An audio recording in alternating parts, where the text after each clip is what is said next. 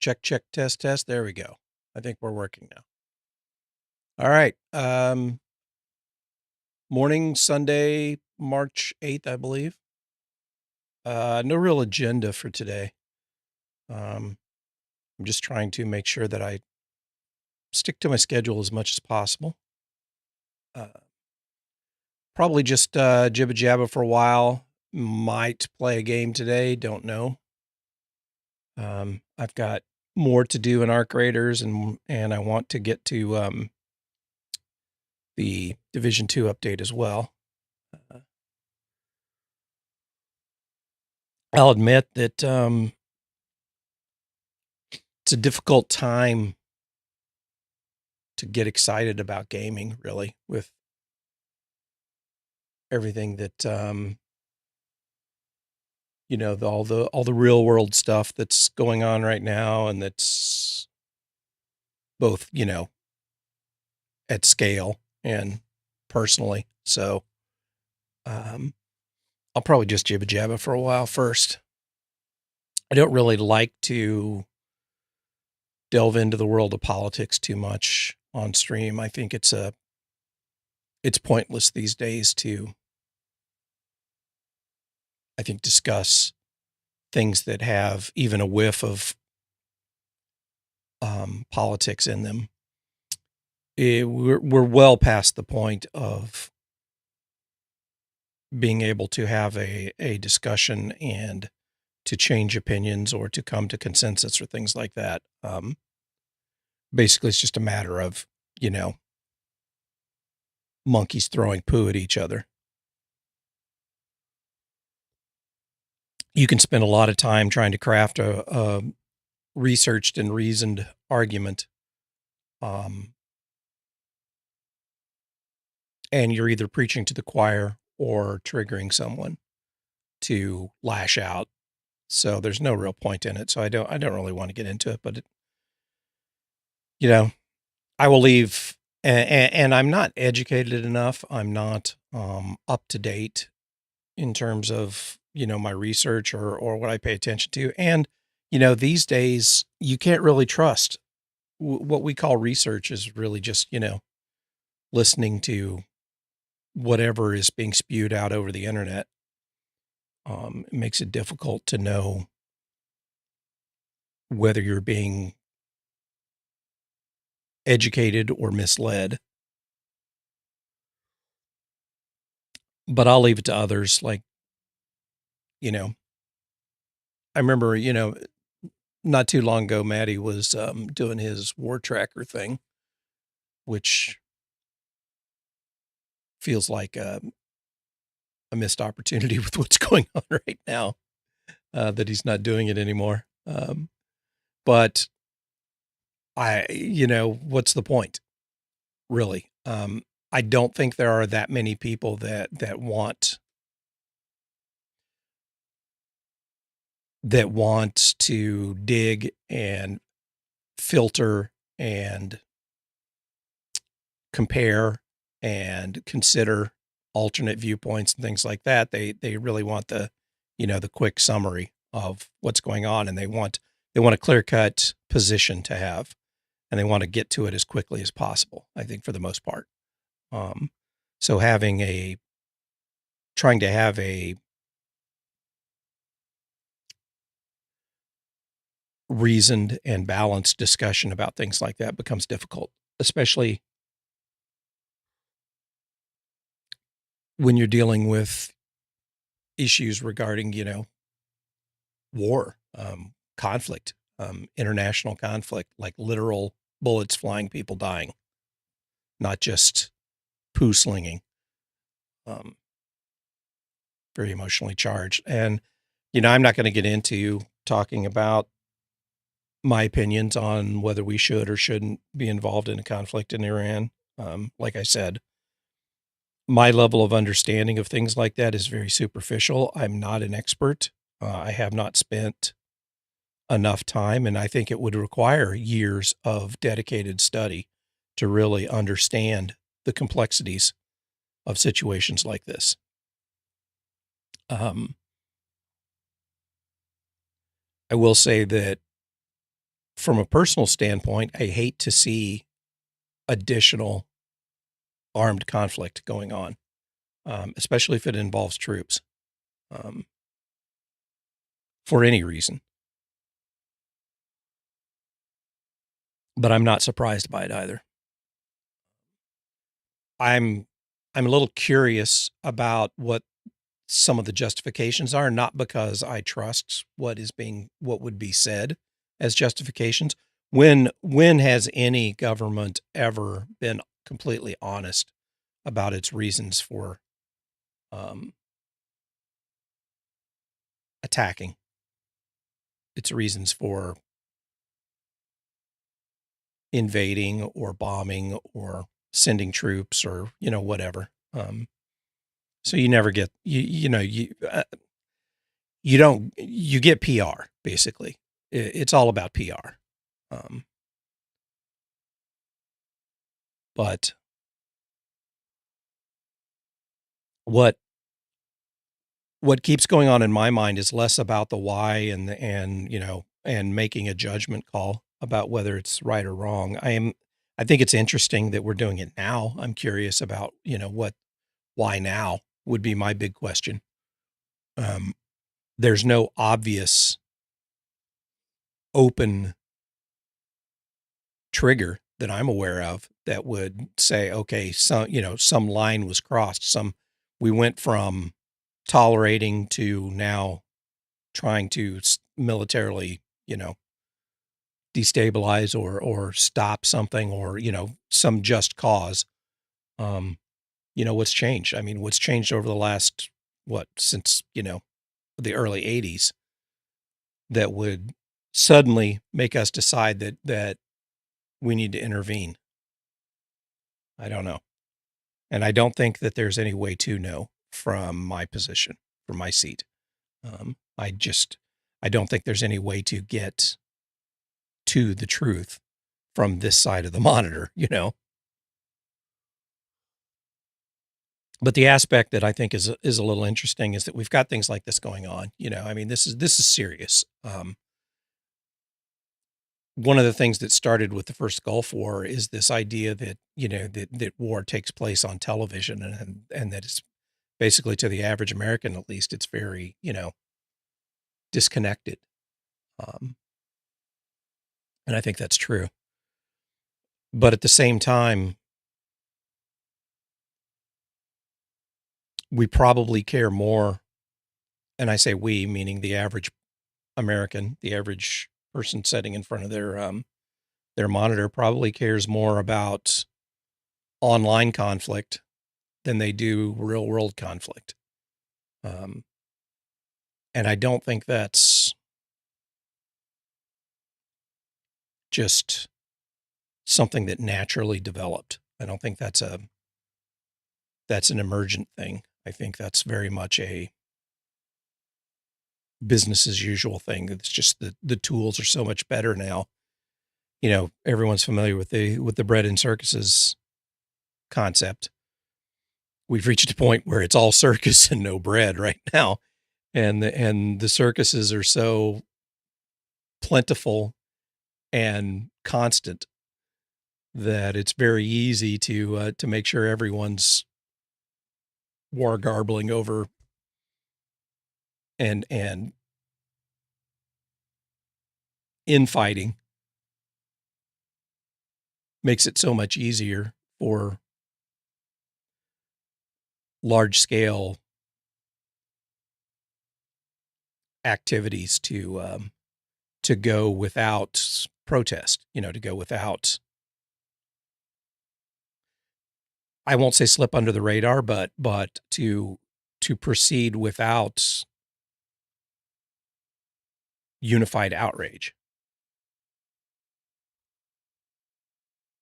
I mean, do you think that 20 years ago, 30 years ago, that a company like Nvidia that and this is a tangent here, but a company like Nvidia that got where it is on the backs of catering to consumers and especially enthusiast consumers to the point where they've reached a, you know, a virtual monopoly in that aspect. I think the last figures I saw were something like 96% of the PC market for graphics card is owned by Nvidia. I mean, that's pretty significant. But do you think 30 years ago they would have been able to do what they're doing in terms of basically just flying the double bird to their customer base with impunity? Um, Without actually walking away from that market, you know, without actually, they still want to maintain their 96% domination in that market while at the same time just completely fucking that market over. Um, it's because they know that they can get away with it. I mean, there is, we're too busy screaming at each other over identity and what words we use online and, you know, trying to make each other cry over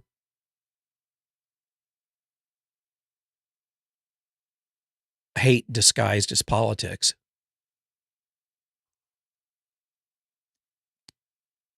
to do anything about how we're getting fucked over. I mean, that I'm talking about Nvidia because that's relevant to gaming, which is, you know,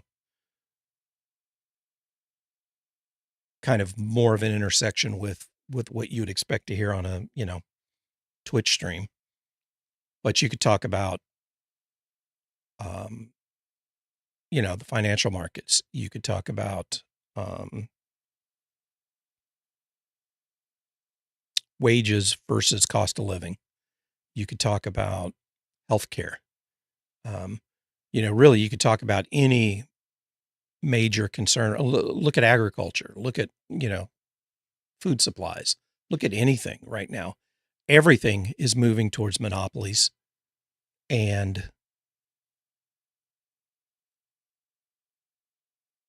behaviors, anti-consumer behaviors, um, that to older people, to people that have been around a while and, who have any kind of memory prior to the deregulation of the Reagan era, that are kind of shocking that we tolerate it, that we just let it happen. And by let it happen, I mean that we're not focusing our attention on it and raging against it. Um, it's always been a top v bottom problem. Yeah. Oh, I agree. That the meaning behind the so-called political spectrum is pretty. I won't say that there used to be some value in it because it was a shorthand way of characterizing overall positions on key issues. But that was just kind of a layer over the top of, yeah, throughout human history. I mean, it's haves versus have nots, right? Um, you don't, it's monopoly. We're hardwired to hoard. Hoarding behavior is part of our makeup. How much is enough? Well, with the way our biochemistry works, there is no such thing as enough. We're motivated to some degree to continue to acquire. And that's a competitive advantage in a species versus species environment. But once you're the dominant species, it becomes a bit of a self-defeating motivation. It needs to be moderated by, and we have the ability to do that. It's one of the great advantages of our species is we have the ability to override our baser instincts. And that's part of collectivism, right? You look at the extreme of like an ant colony, where there is no individuality, it's all collectivism versus, predator behavior like big cats or something like that, like let's say a jaguar or something where, it's all competition. It's all about the individual and at most your family. But even that is not a lifetime thing. Humans have the ability to span that gamut, to have both simultaneously part of their makeup.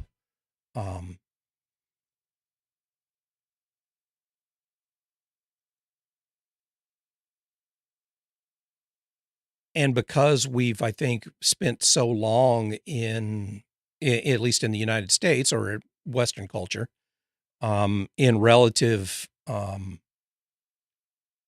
comfort when it comes to competition with each other, that we have that innate need to fight, to basically to improve our situation relative to whoever we see as our competition. And when we're all doing fairly well, we find the stupidest, god awful reasons to go after each other. The whole circuses thing.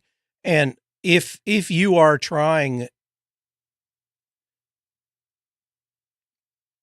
if you achieve a certain degree of success, which equates to a certain degree of influence and or power in a society, however big or small that society might be, one of the best ways to protect your position is to create barriers of entry into that cadre that you're in. And one of the best ways to do that is to encourage infighting and discourage cooperation amongst the people who might challenge your position. It's just, fundamental strategy. And we live in a time now where it's unprecedentedly easy to do that, um, at any scale, at huge scale and at very small scale. It's very easy to do that. It's very easy to influence people to focus their emotional attention on things that are no threat to you. And, whether it be governments, whether it be corporations, which, where's the line there? Um, or whether it be individuals. Look at bullshit stuff like streamer drama, where in effect there's a zero sum game for things like streaming, right? You're all competing to a certain degree for a fairly fixed number of eyeballs. So differentiation, is key. And you have fundamentally two options. You you can differentiate by making yourself innovative or special or different, or by degrading or deriding other people. And potentially you can do both at the same time. If you get really good at trashing other people or, encouraging infighting among other people, that itself becomes a differentiator. Although today that's not much of a differentiator because the vast majority of people who are doing non-gaming related. Hey, Mitch, resub. Thank you, Mitch. Appreciate it. Twitch Prime, very much appreciated.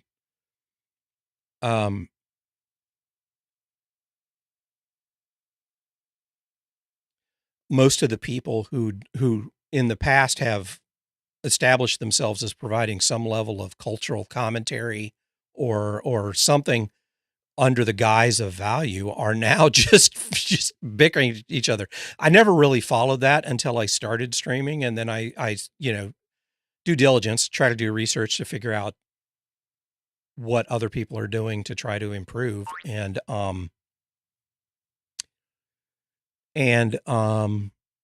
I started seeing, started watching, and it's like, oh God, this is reality TV. Honestly, Mitch, I'm just kind of, I start looking at news and I end up going off on tangents on human behavior.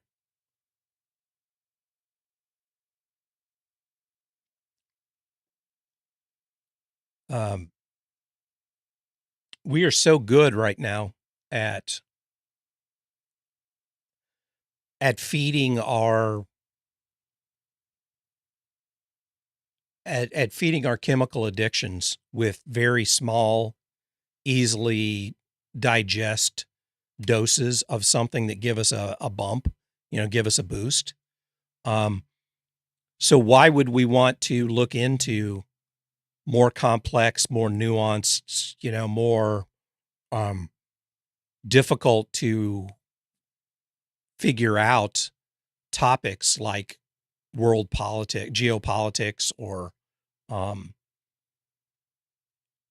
cultural conflict, religious conflict, things like that, when instead we can get quick doses over and over again by doom scrolling through, reality TV or streamer conflicts, or, we can reduce political debate into trying to make each other angry or trying to trigger each other, or, our our positions on parties and candidates is based off of not what they're going to do for me, but how much they're going to hurt the people that I don't like. Why not? I mean, that gives us a quicker boost, chemical boost, makes us feel better. It's especially true in times when if you actually spent time introspecting and thinking about life and thinking about what is in affecting your life, it's pretty fucking depressing. Especially when you consider the idea that we've long passed the point where we have much influence over that, where you can, you can turtle up and just mind your own business. I mean, it's kind of hard to do that now. Um, and why would you subject yourself to feeling bad about your life and your circumstances and stuff when you've got a constant feed of this drug, basically, ready to make you feel better at a moment's notice. Um, just drip feeding you that dopamine, that little hit. Um, I think back to times like the 60s and the 70s, during the Vietnam War and even prior, really. Um, when it took significant effort, when outrage took effort, when it actually it took effort and there was a cost for it. You paid an immediate price for it. Um, and I'm not saying that necessarily makes it superior or better or anything like that, but it was different. There was it basically filtered out the casuals, if that makes sense. Plus, it was more personalized. It was not anonymous. If you went outside with a sign and stood on a street corner in your community, people in your community knew who you were. That stuck to you, right? That what you were saying, what you were representing, stuck, um, and became part of your everyday life. So you thought twice about it. You considered. You didn't just pop off with whatever you thought would be the most shocking or attention grabbing thing you could do or say, because there were consequences. One of the things the internet has done for us is it's really done a lot to reduce the consequences, which reduces that barrier. It makes it so much simpler to just spout off with whatever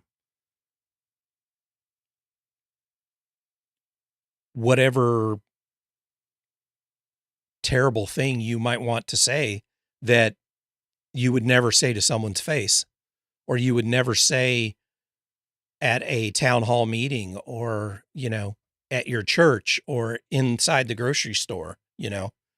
Um, you will say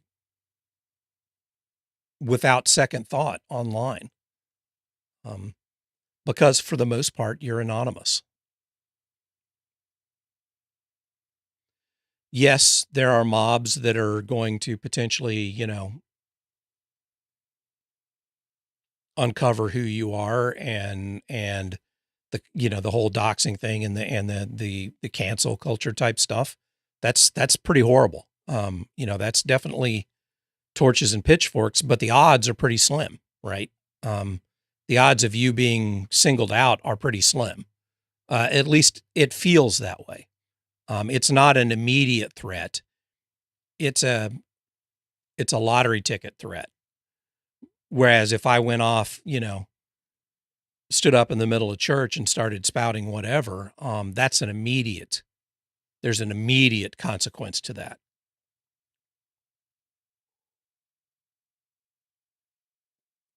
It's much less subconsciously and influence. And now we've got an entire generation that knows nothing else but that world, that did not, um, that has no experience outside of that world. So during their formative stages, their,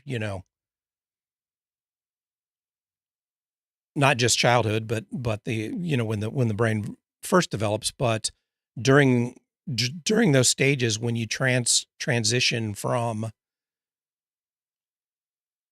your narrow focus of your child life into your broader finding your place in the world life, whether that be puberty on or somewhere around there, that those formative stages happen in large part in this environment where there's no immediate consequences for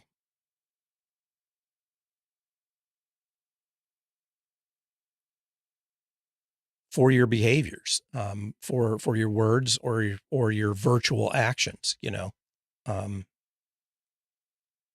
and I think that changes the brain. I really do think that changes the brain in the same way that a drug addiction changes the brain. It creates cycles of incentives and rewards um, in your neurochemistry, which influence every aspect of your life. I think that's why we see more bad behavior in real life. And by bad behavior, I mean bad in terms of it can be hurtful or negatively influence the people around you, but it also is hurtful and negatively influences yourself and your life. Um,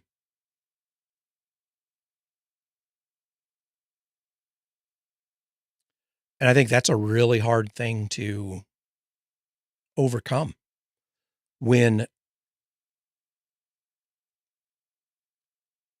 your entire neurochemistry has developed in that cycle and nothing was you grew no networks in your neural networks outside of that.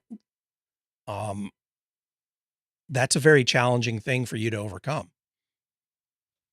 You can't just wake up one morning and say, "Well, I'm going to I'm going to completely change the way I get stimulus and reward in my brain." It just doesn't work that way. And it's not just that younger generation that's influenced by that. I am very much influenced by that. I am very much I know that I have changed the way my brain chemistry works based off of the way I interact online and with my phone and with the virtual world. It has definitely changed the way my brain works. The difference is I can remember what it was like prior to that. I can remember what it felt like to not have that, to not be that way. And even though my current experience is very much in that world and is very much heavily influenced, if not dominated by that cycle, I still have the memories of what the experience was like before that. So rather than just listening to some old guy tell you what it was like, I can actually remember what it felt like, which gives me an advantage, right? At being able to exercise some semblance of choice, some semblance of control over that. Um, I won't say that it makes it easy or even makes it doable, but it certainly is an advantage. Um, so I do think there's a little bit of an onus on some of us. I've been thinking about this a lot about trying to make an appeal to people of my generation, um, especially the older Gen Xers. And I won't, it's not necessarily between these years or whatever. I'm just talking about people whose experience is roughly the same and transitions those significant societal changes that have taken place over the last 50 years. Um, I think there's an onus on us to try to leverage that experience in a way that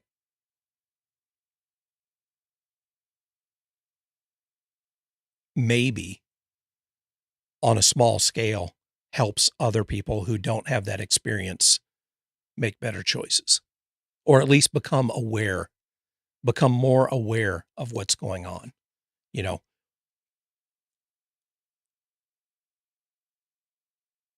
the difficult part is that we now live in a time when the wisdom of experience is laughed at, is seen as as being out of touch. Um, go back to when I was a kid. That was yes, that's always been there's always been a little bit of eye rolling. The young people roll their eyes, but there was also a higher degree of respect around the benefits of experience, um,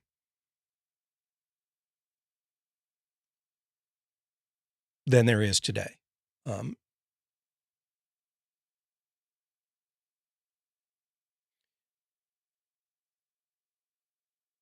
which presents a real challenge for trying to share the benefits of experience with people who didn't have that experience.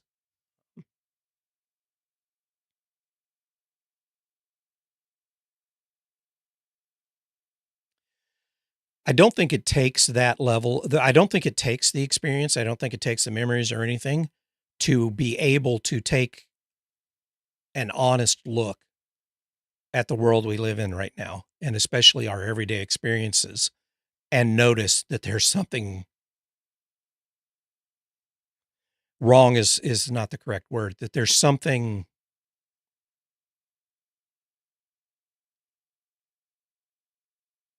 that there's a new level of challenge that didn't exist. Is that experience still relevant? Yes, it is irrelevant. Um, we're still technology didn't all of a sudden invalidate human evolution and thousands of years of culture and society.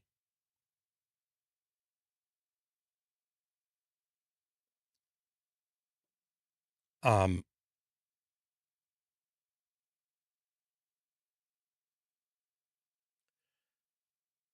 Perspective requires data.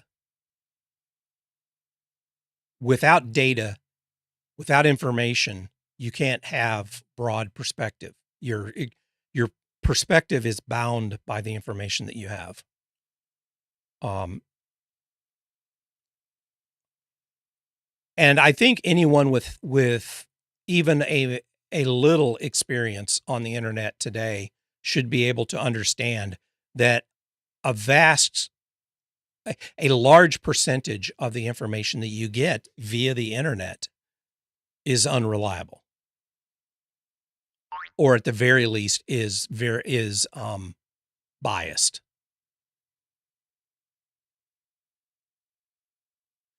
Human nature doesn't change. That's an interesting that's an interesting position, and I will say broadly, yes, I agree with that. Um, Broadly, yes, I agree with that, and especially um, at a fundamental level. But I do believe that we've seen a large scale shift, a large scale evolution, if you will, um, micro evolution in the fundamental way well, no, it's not the fundamental way. It's the next level up from the fundamental way. in effect, basically, we are all walking around like drug addicts right now, to one degree or another. We are being externally influenced to enter into biochemical cycles that have significant impact on our thought processes and our emotions, that have moment to moment influence at a scale that I think is unprecedented in human history. Um,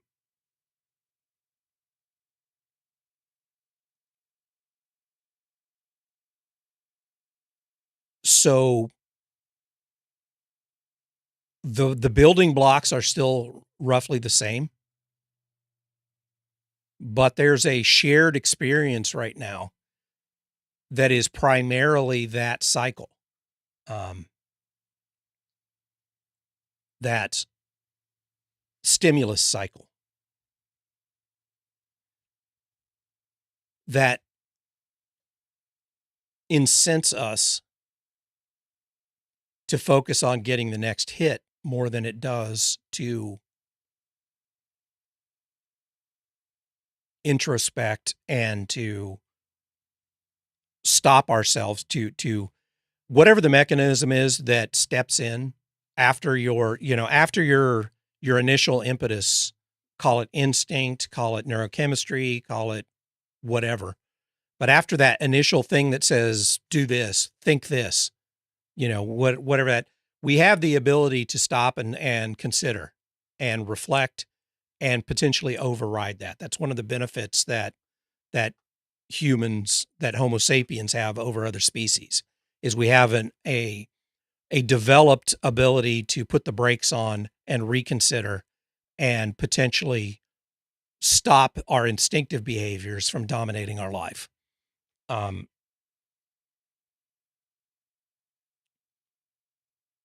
One of the things that makes drug addiction so difficult to get out of on your own is that's the first thing that becomes eroded, is those underlying behaviors become so either strong, overwhelmingly powerful, or consistent, constant drip, that it becomes difficult for that part of your mind that helps you put the brakes on and reconsider and think clearly about it.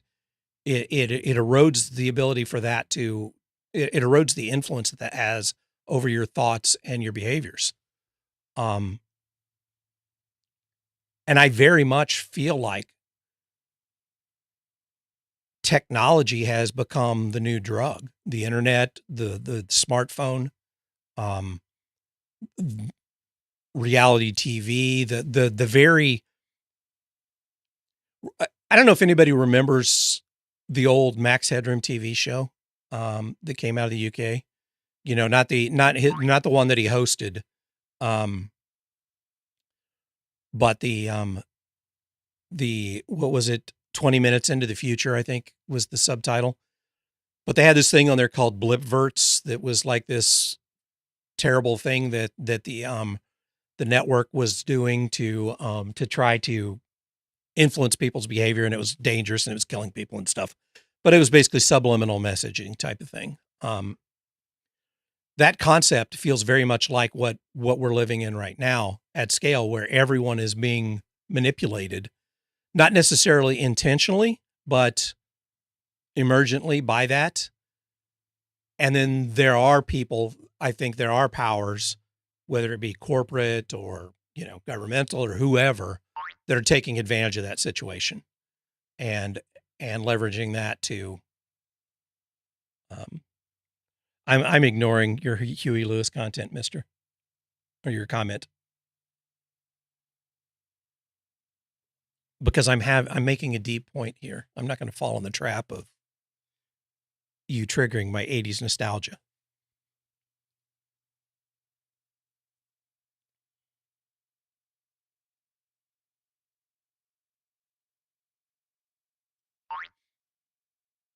I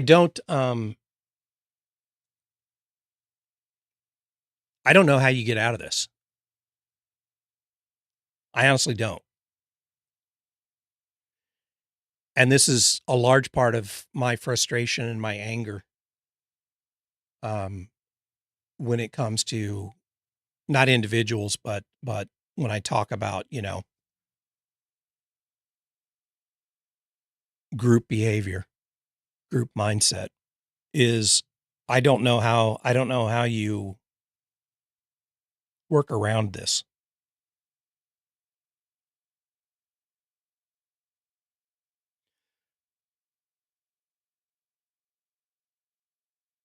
Now, I'm not sitting here and saying that smartphones and the internet are evil, that they're an evil perpetrated on the populace by the powers that be, or that there is no good that has come from it. That's stupid. Of course there's good that's come from it. There's massive good that's come from it. But this insidious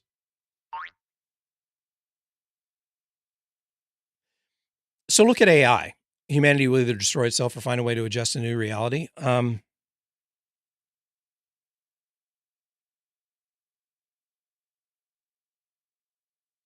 Sure. And if you were some immortal being sitting on the moon watching, eating your popcorn, I think that would be an easy perspective or maybe a comforting perspective. Um,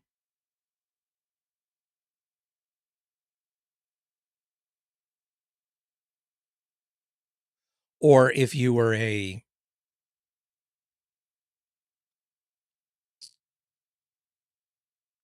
meditative, let's say Buddhist with a very ingrained philosophy on, a whatever will be, que sera, sera philosophy. Um, you might take comfort in that. I don't personally take comfort in that idea that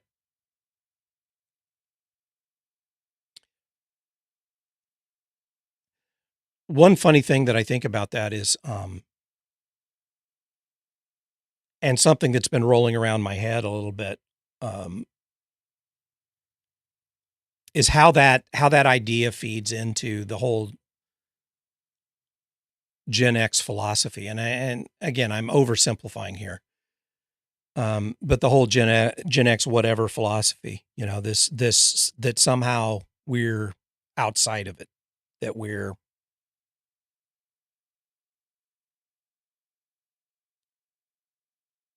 it's not our problem. And I think that's contributing to some degree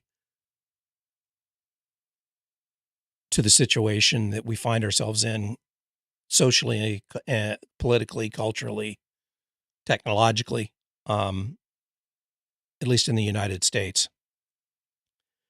And I wonder if it's not time maybe for us to collectively, as a generation, say, all right, you know, time to get to work on seeing what we can do about it. Because in large part, it's our fault.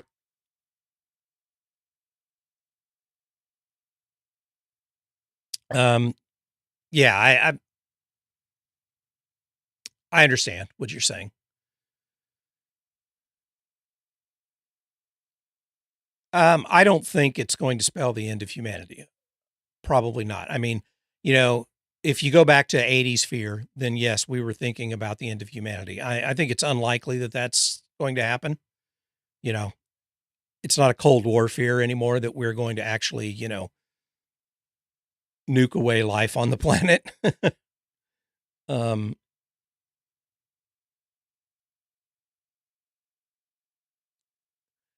but I do think that we're looking at a significant scaling of the peaks and valleys.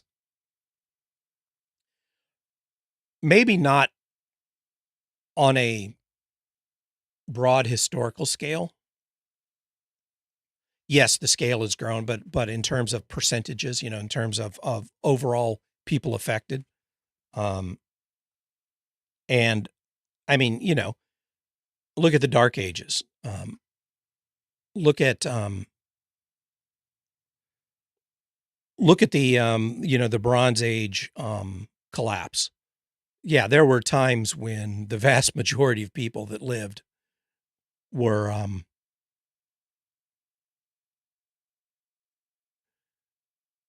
had had shit lives, um, and no real hope of escaping that. Absolutely, I don't. I'm not talking about falling into that. I am talking about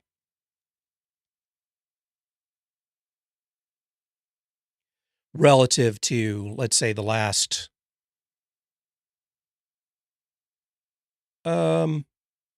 140 maybe years, 30 years, 130 years, let's say. Um,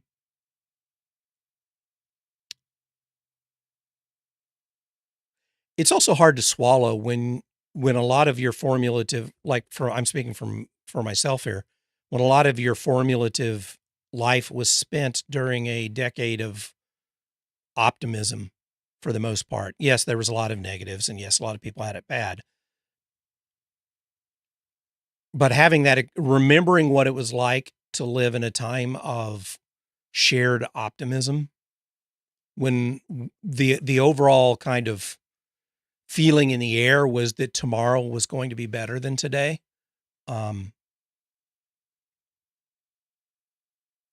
I guess makes it more poignant, more sad, more disappointing to live in a time when I don't think the overall sentiment is that tomorrow is going to be better than today.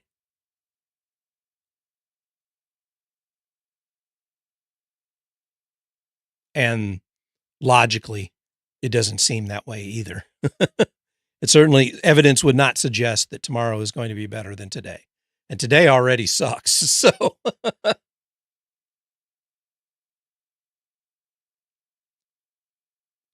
it it feels almost like we're going back to a new feudalism.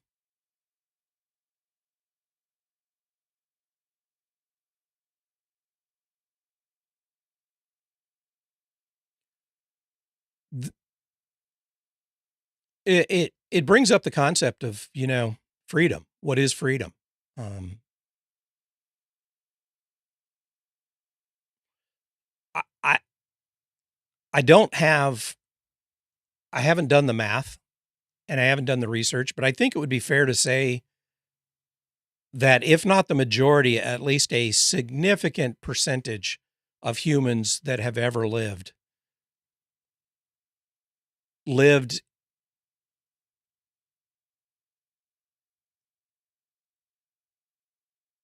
with what I would consider and what probably most people from the last 100 years would consider a life of restricted freedom, significantly restricted freedom.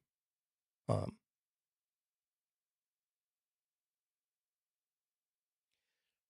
Meaning restricted via choice. Not to say that they weren't allowed to make choices, but what choices did you have? What choices were available to you?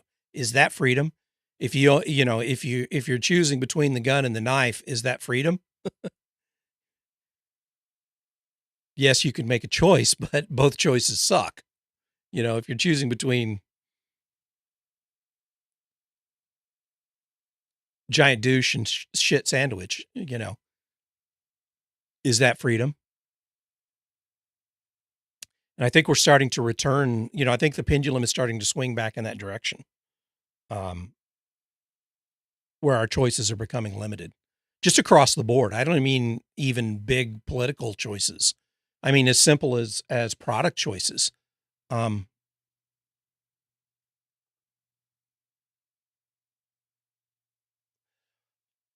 I live in a part of the country that traditionally was seen as pretty. I mean, it's rural, the area I live in, and was in large part considered very, nature oriented, very, there's not a lot of air pollution, if any. Um, it's it's not urban, right? But if I sunk a well out here, I would I would have trouble with the drinking water. Um, I would have frequent problems with safe drinking water just by sinking a well out here in the heart of the United States, in the breadbasket. I would have problems with my drinking water, um, because of the large scale agriculture that has taken place in this part of the country. Both the crop farming and the livestock um, has tainted the water supply to the point where you pretty much have to filter and treat your water if you sink a well, or you're rolling the dice. So what choices do I have, right?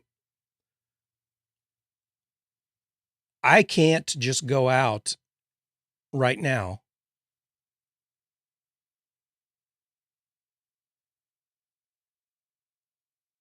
and effectively feed myself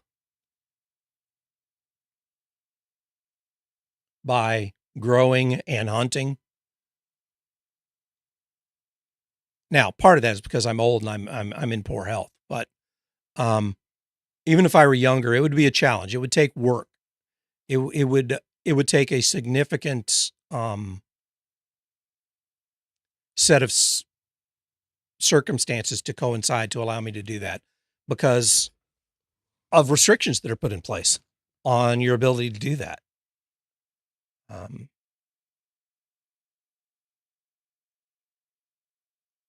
there are still parts of this country where you can live off grid and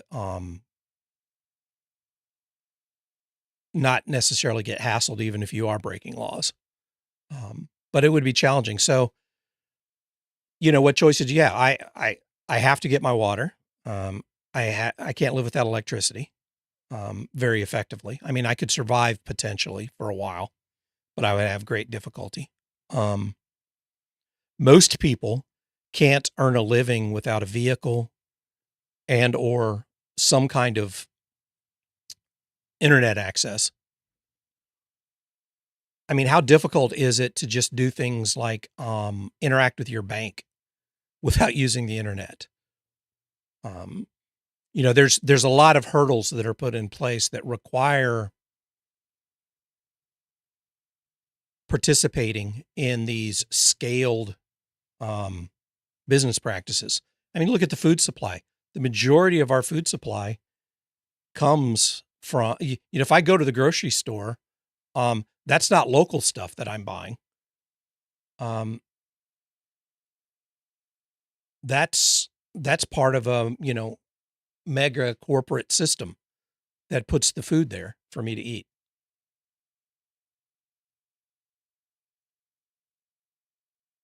Is that freedom? Freedom is not a yes or no question, right? You are not either free or unfree. There's degrees of freedom, and I would say that line is falling more and more over time towards reduced freedom rather than increased freedom. Um, and I think that's a pendulum that has swung throughout human history, right? Um,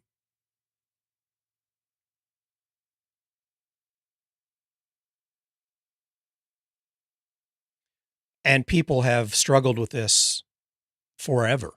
Um, the thing I see right now is that we don't really, on average, the average person doesn't really pay attention to that much. Um, they don't really think about it.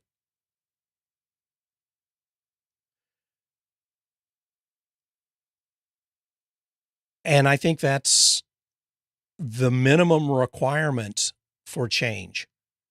is to at least be aware of the problem. So I wonder sometimes whether my generation is dropping the ball by not trying to be more influential in forcing these kinds of discussions, in making ourselves problems for people who want to keep ignoring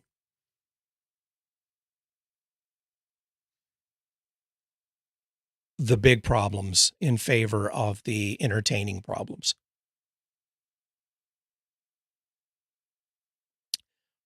I said I wasn't going to talk about politics. I am going to make one minor political statement here.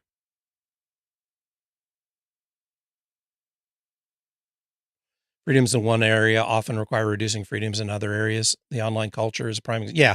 So is freedom a zero-sum game? Probably. Probably. I mean, isn't that the nature of what it means to be a society? Is that you give up some things in exchange for benefits. Um, you balance your ability to do whatever the fuck you want in order to get the benefits of collectivism.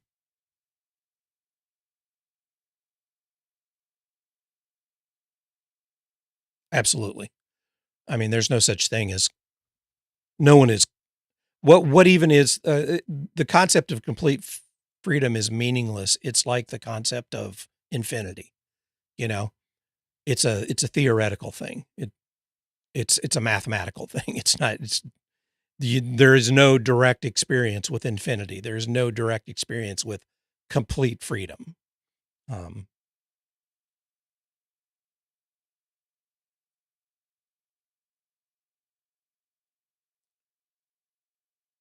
Being aware of where that you didn't know there's going to be math. Yeah. The limit of freedom as X approaches infinity. I want to see the double derivative.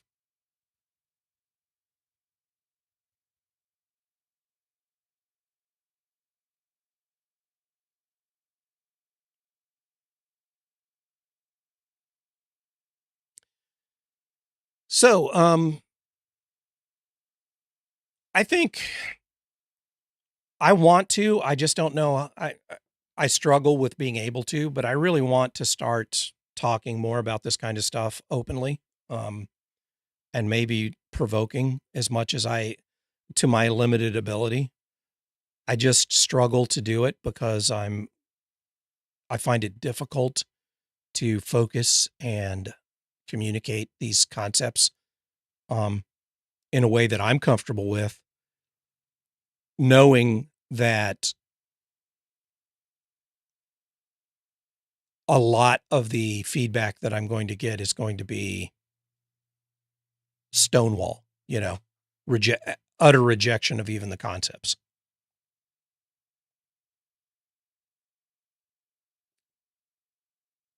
But also because I just don't feel like I'm effectively communicating what I want to say.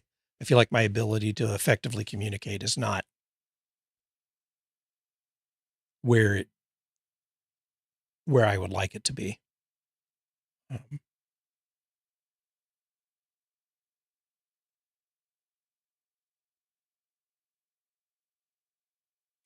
I feel a bit, and I don't know if this is part of aging, but I feel like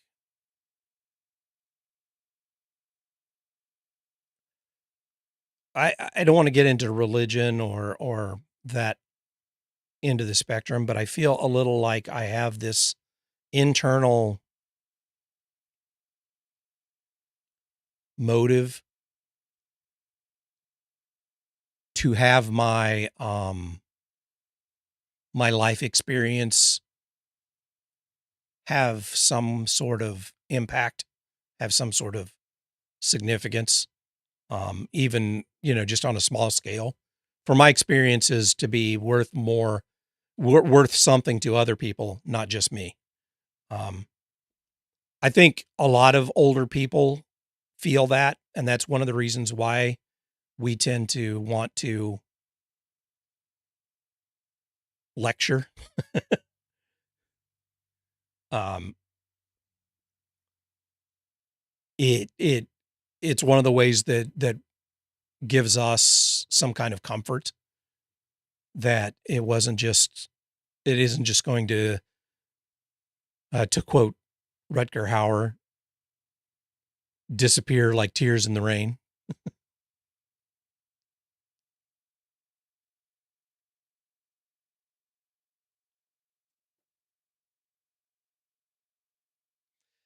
Talk about fundamental human behavior. You know, the awareness of the inevitability of death is, I think, a unique human experience as well. I would be surprised if we ever learn that any other species possess awareness of the inevitability of death. Everything can be related. You know, there's a lot we can learn from the 80s. So, my whole diatribe on what's wrong, to struggle to want to leave a legacy of some kind for others to possibly see, feel, to want yeah, it is that permanence thing.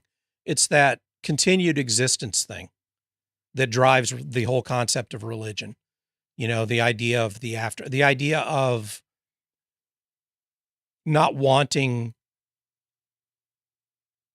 to just feed the worms, you know, and then that be all, that you're just basically walking fertilizer, that maybe there's something else, you know, religion feeds that, but also that does feed the idea of that, you know, why carry around all this stuff to just end up feeding the worms?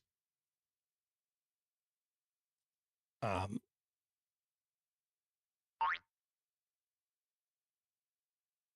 yeah, you know, I thought about it. I thought about, of course, I've struggled with anxiety my entire life. I can remember when existential fear became a daily part of my life. And it involved church and involved my grandparents. And they took me to the traditional Southern Baptist fire and brimstone stuff. And I remember when the fear of death took hold. And I was pretty young. It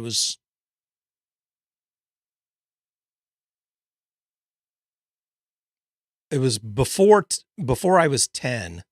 I'm going to say I was like 8, somewhere around 8, when that took hold and became a constant source of anxiety for me. Not like imminent, not like, you know, oh my God, but let's say instead of constant, let's say a recurring source of anxiety. Um, Now there was a time in my college years when that all but disappeared, when I distracted myself so well that I didn't think about it much. But that's been, yeah, you know, that's been a constant thing. And as I've gotten older, obviously it becomes more and more relevant.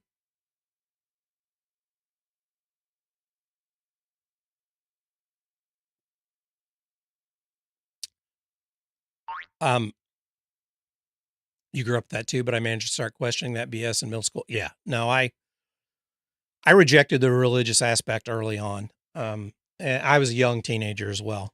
Um, it's when I was forced to recognize that these authority figures, these pontiffs, and I don't mean in the Catholic sense, um, these self-appointed um, gatekeepers of the afterlife, um, were some of the worst people. Were absolutely some of the worst people in my life. They were some of the worst influences in my life. Um, so that clued me into the fact that organized religion was not for me. Um, it was just another form of um, it was just another iteration of the man trying to keep me down. It's another form of control. It was another form of competition, of winning. You know, if you're at the top of that pyramid scheme, you're winning, and everybody else is just fodder for your lifestyle.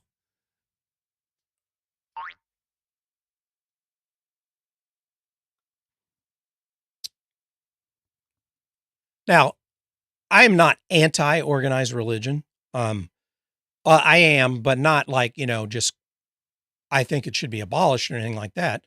You know, and I'm definitely not anti-spirituality. I believe that there is a benefit to bedtime stories that make you feel better. There's certainly a benefit, a tangible benefit to not living in constant fear of death. And whatever you've got to do, if that's spirituality, if it's philosophy, if it's religion, whatever you got to do to help allow you to cope with the looming scythe of death hanging over you, great. When that crosses over to you trying to force other people to legitimize your beliefs, or when you use these beliefs as a way to step on other people, then yes, I believe I take exception to that, and I take personal issue with that. Um, no, I think organized religion is like organized anything. It's like an HOA, you know. Anytime it's look at it this way. Sorry, I'm go- I'm spinning around references here. Go back to gaming. Um, Go back to gaming. We were having a lot of fun with our online games when we started to be able to have multiplayer gaming. And then you started to have server admins, and then you started to have clans or whatever, where people try to say, okay, if we're going to have a shared server, we're going to need people to run this. And then we're going to need to decide how we're going to keep people, how we're going to kick people out that are bad. And then, and all of a sudden you start to have rules. Okay. If you're going to play here, you have to follow, and, the moment you start having organization, yes, there's benefits, but you immediately start tripping that thing of that control thing, the power corrupts thing. It just immediately starts happening. And I don't want to talk like I'm above that. There's a reason why I told those people, I will not ever be an admin on your server. I won't do it because I can't be trusted with the power. Um, I mean, even something as stupid as gaming that rears its head, that when you have organized anything, you have problems that start to develop. You have control, you have oppression, you have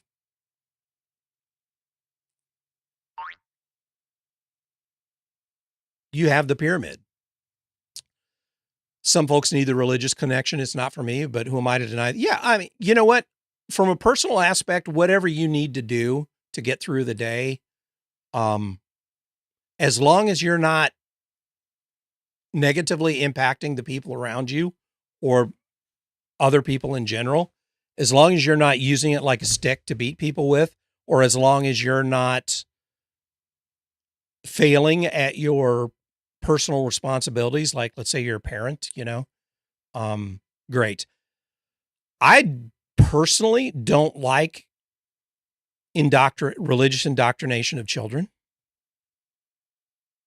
but I don't see how you get around that without, I don't see how you can't get away from biasing them, right? There's no way to get away from biasing your children. Um, but I do have a philosophical issue and a sociologic problem with the us versus them kind of indoctrination, especially when it involves hatred or violence towards other people, justified violence towards other people, that you start indoctrinating children in that. Yeah, I don't like that. I don't know what to do about it. but I don't like that. So yeah, I have a problem, and I have often spoken out about the way certain organized religions do everything they can to get their meat hooks into kids as early as possible and try to ensure that they are psychologically incapable of escaping.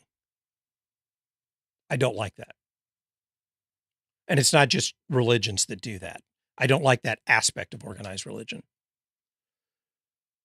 I would love for organized religions, like let's say the so-called Sunday school stuff, to teach a broad variety of religious thought.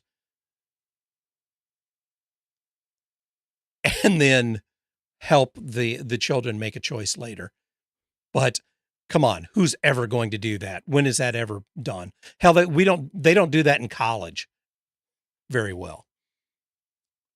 Bungie literally stealing art and aesthetic from someone and reselling it as their own, get caught, sued, and then release everything with some minor tweaks. We all know what Hell Let Loose server you're talking about. I'm not talking about Hell Let Loose. That is the most recent experience, but it's completely unrealistic. But, you know, that's my John Lennon moment. You know, imagine what religion would be like if it was educational rather than indoctrinational.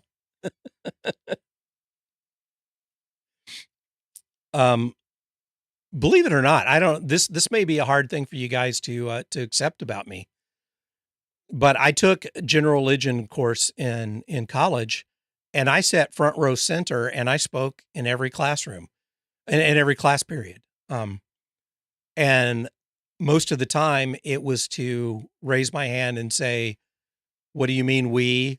Or, you know, don't, what about people who believe this? Or, you know, don't, because the person teaching the class was a Baptist minister and he was a class on world religion. Now, the guy had a theology degree, right? So he had educational chops to be able to teach it, but he was also hugely biased. And it wasn't antagonistic. We weren't fighting. It was just constant debate because that's the nature of the topic. I didn't do that in history class as much. But in religious class, I felt obligated to do it. I felt like it was necessary because you can't let, the class was supposed to be about world religion. I could not let obvious significant bias just pass without at least making a comment. And it got to the point where all I would have to do was make eye contact and he would check himself and say, my bad. I said we, I said us. I didn't mean that. The guy was pretty good. I will give him credit. He was pretty good at his coverage. He was pretty good at for the most part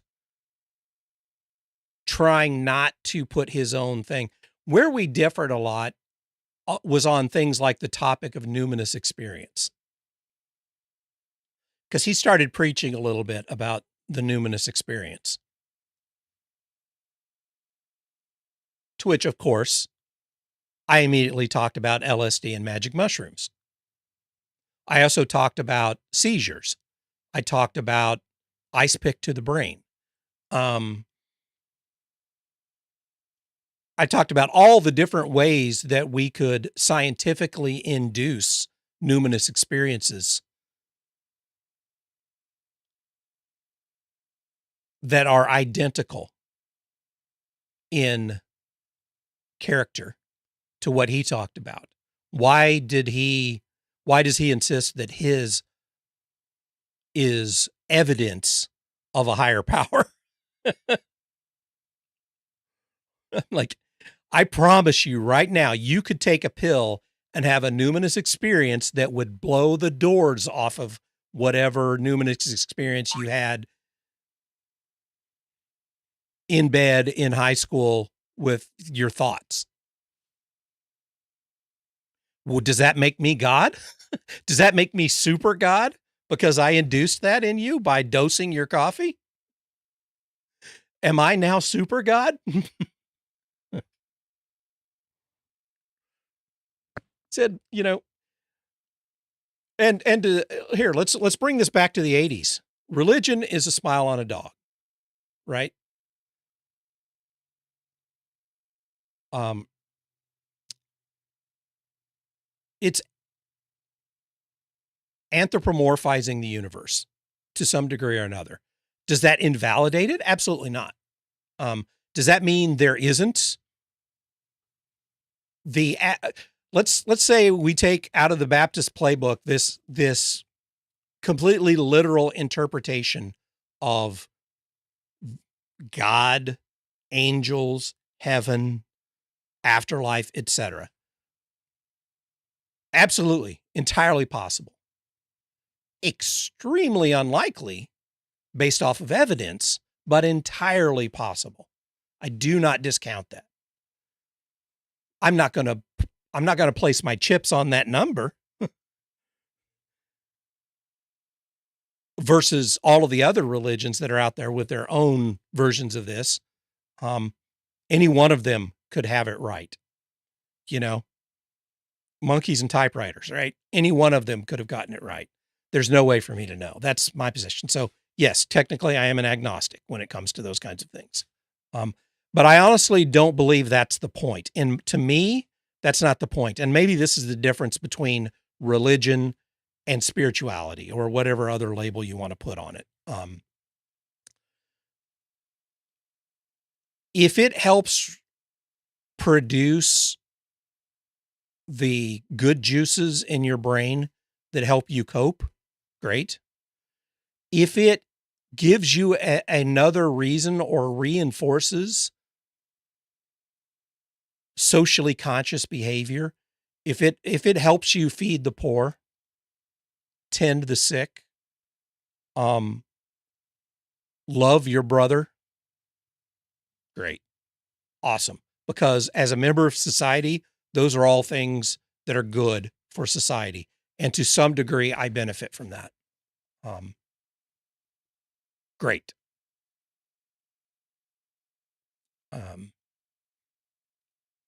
But once you start putting an organization around that, I think the negative starts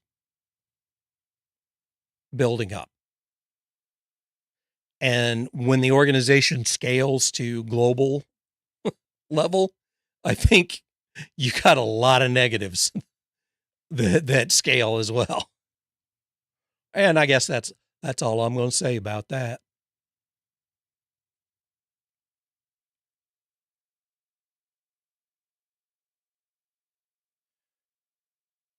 I don't know, man.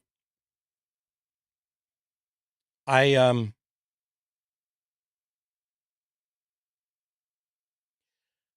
really wish there was a clear-cut path to take to try to incent the kind of introspection and what do I want to say? The ability to just take a step back and try to say, hold on, what's going on? What is making me think this way? What is making me feel this way? Why am I so drawn to this leader or this policy or this lifestyle or this entertainment? What is actually going on here? I wish there was an easy way to ring a bell and get more people to do that more often. Because it very much feels like we live in a time where there are so many other incentives trying to get you to stop doing that and consume, and just doom scroll and just keep feeding the dopamine drip and channel your outrage to, oh my God, did you hear the word that this person said? Oh my God, they said the word. Let's kill them. Let's virtually ostracize them let's take their job. Let's ensure that their life is over. Or the opposite of that. Oh my God, did so and so put out this new song? They are the best human that ever lived. I worship them. So and so played this video game and did very well. I'm going to listen to everything they say. I want to be just like them. It used to be, our the number of influences that we had at that level were that there weren't that many, and that most of your day was not spent being influenced by these people. Most of your day was spent doing other things. Most of your brain power was spent thinking about other things. And then you would revisit that at a smaller percentage of your overall time. I mean, 80s kids who were young, who were like 10 years old in the late 80s, early 90s. How much time did they actually spend every day thinking about Michael Jordan, compared to people that spend 10 hours a day looking at their phone, looking at their computer, listening to I'm going back 8 or 9 years ago. We had, I would say, 25% of the developers that worked as part of my team had either their phones or tablets open while they were working with some kind of video or stream going on it and headphones in. Not listening to music, actually consuming that kind of content. And it wasn't a lot of them were gaming content, but a lot of them weren't. A lot of them were podcasts or stuff like that, or what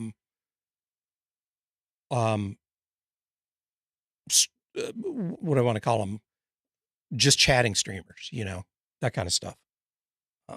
And that was going back, 10 years.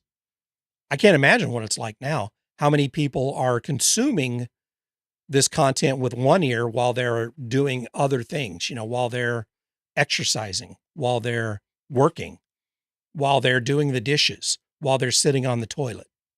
And the number of people that are contributing to that, that are micro influencers or micro, whatever. And yes, I recognize the irony of sitting here on a live stream talking about this, but that's part of self-reflection, right?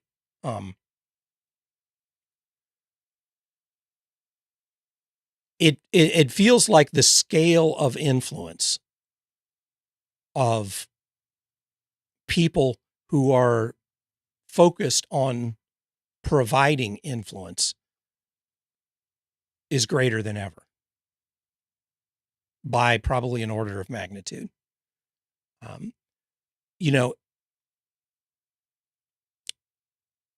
I used to listen to the radio. I didn't listen to talk radio a lot, but I used to listen to the radio while I was working, in whatever job I was in. If I was able to, I would do that.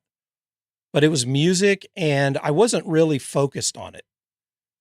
I wasn't processing language as much as I was just processing tunes.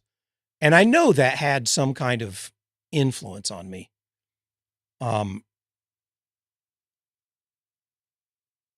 But it wasn't repetitive ideas as much as it was repetitive sounds, rhythms and stuff like that. So I think the influence was slightly different. I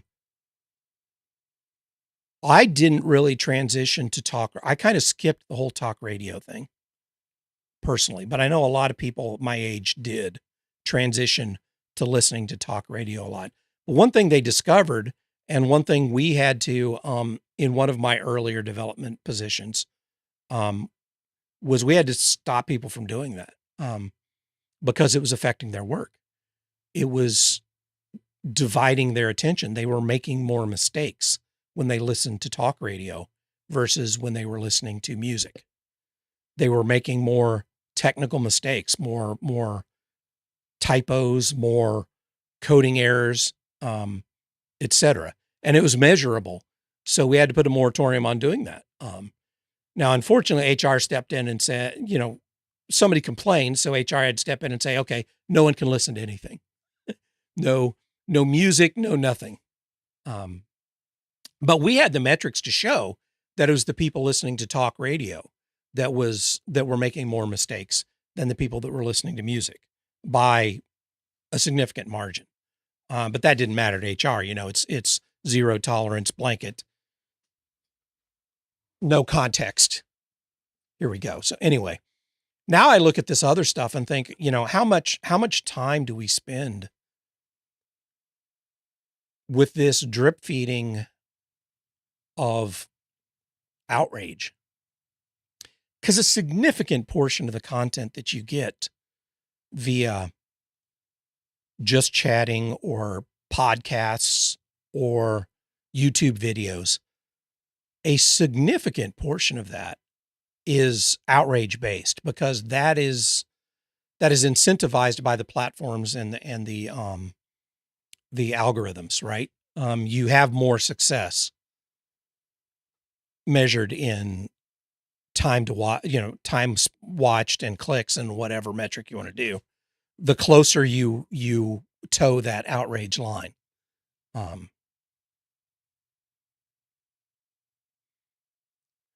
I look at my ex and how much she watched reality television back in the early 2000s, late 90s, early 2000s. It became over 90% of what she consumed on the television. She didn't spend much time on the computer. She wasn't, we weren't on the internet. She didn't game, that kind of stuff. She basically had the TV on during her downtime. And she went from watching sitcoms and dramas to reality TV over the course of like 5 or 6 years. And it definitely had an influence on her. It definitely had a behavioral influence on her. She always protested that she watched it because it was funny. It was entertaining to gasp and, oh, I can't believe they're like that. I can't believe they're acting that way. And then she would turn around and act that way.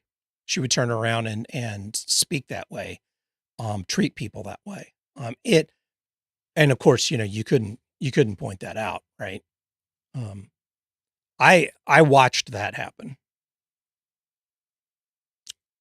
And we live in a bubble of the same kind of thing, of reality TV right now, being the constant drip feed. That has to be having an influence. Can we counterbalance that in some way with having voices using the same medium, trying to draw attention to the problem? Probably not. I think it's pissing in the wind, because that's not biochemically rewarding. That does not feed your addiction.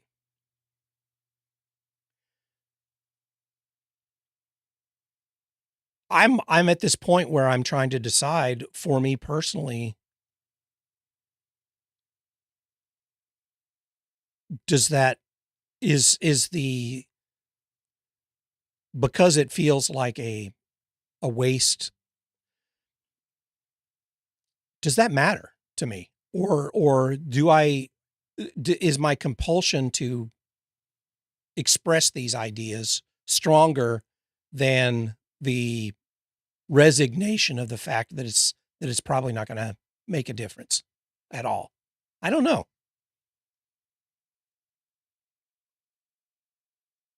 And I wonder how many people in my generation are having that same kind of thought process, that they're getting this increased over time incentive to share their experience in a I look at right now, there's a whole lot of like, and I'll only talk about YouTube shorts because I don't do TikTok, but short form content of a lot of Gen Xers who are out there, with the hose water, um, street light, thumping the back in my, we're in a way to tout how superior they are. I think part of that is from some of this incentive. Like it's like a twisted way of trying to share their experience. And they're doing it by ridiculing, by glorifying their generation and ridiculing the other generation. And, haha, look at the Gen Xer who always bitches about Gen Z. But so I think there's a shared incentive there to some degree. I wonder if there would be any influence at all, if we would only be speaking to each other, if we instead tried to put that energy towards finding a way to get the idea across that it doesn't have to be like this, that our interactions don't have to be like this.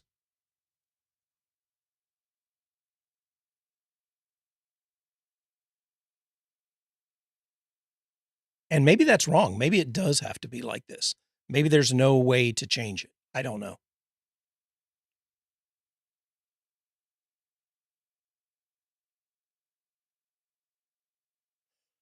It just feels like and I hate to use words like normalized because God damn, that's so overused, but it feels like this new normal, this idea that the world is batshit insane from top to bottom is normal, is really disturbing to me. Whether or not, wherever you fall on the political spectrum in terms of your ideologies, and I'm not gonna open that can of worms. We should all be somewhat concerned about the consolidation of power right now that's been happening, not just in the current administration, but that's been happening over time from multiple administrations, in this consolidation of power that's reached the point where, with signing statements or whatever they're called, and exercising of, Article 2 and all this stuff, where the executive branch has consolidated power to the point where we live in a virtual, we no longer have the level of balance that we used to have between the three branches of government. It didn't happen decades ago. It's there's been a constant progression over time. But it's not like a switch was flipped and it just turned on one day. It started to escalate over the last, I'm going to say, well, God, it's even hard to put a point on when the slope changed. I think it's just been a gradual slope change. It's just once you reach a certain point where enough powers have been consolidated, it becomes impossible to ignore, to gloss over. I think a lot of the people that are very comfortable with what's going on right now with the power that's invested in the executive branch are the same people that will be utterly dismayed if and when a different entity takes over that seat. and starts exercising those powers in a way that goes against their worldview, their political view. There's a reason why we had the level of success we had with a relatively balanced 3-branch system over time. And why one branch was not, why there were checks and balances in place, and there was this give and take, this tug, this pull over time, where, you know, certain areas would start to exert more power and then be, you know, be scaled back. I don't think it's a natural state of governance. I really don't. I think the natural state of governance is dictatorship, is oligarchy, is some form of centralized control. And if we're not diligent, that's where we end up. And can you stop that from happening? I have no idea. I don't even know if we're not past the tipping point. Not just because of the power that's been consolidated into the executive branch, but the related powers that exist across the spectrum of our existence. The domination of the economy, the financial markets, the domination of the healthcare industry, the domination of the entertainment industry, including the primary channels of message delivery, if you will, the food industry, the way we get our food now, all of these industries, consolidation has been occurring over my lifetime since the early 80s. It's been noticeably escalating.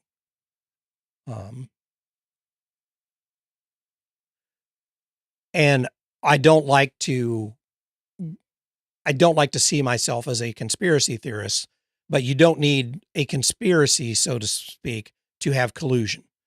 And it's clear that the powers that be collude for their own benefit. I mean, just look at political contributions. If that's not evidence of collusion, I don't know what is.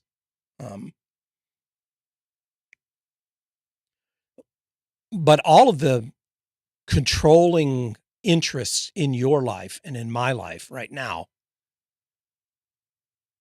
have pissed all over this idea of freedom. The so-called free market. Is it a free market when when the market is dominated by a handful of people who are colluding together? Look at what's happened to the memory market, the DRAM market. How can you not see collusion in that if you look at it? It's absolutely collusion. Price fixing. The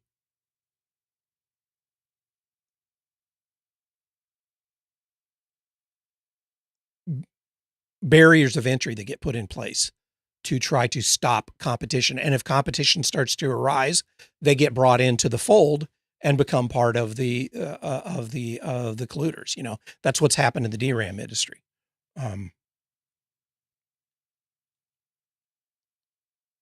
These are the kinds of things that I feel like we should be war garbling about on the internet and screaming at each other about, not who said what word or who refuses to express an opinion, a political opinion, or whatever. Even the whole, there are issues that are hot button issues right now that I have strong opinions on.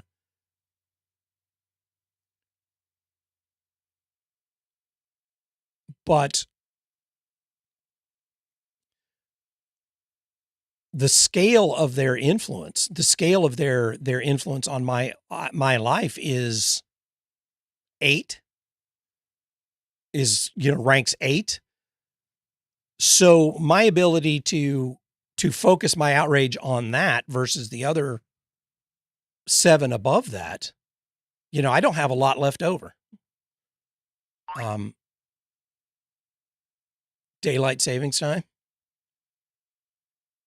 That's a good one.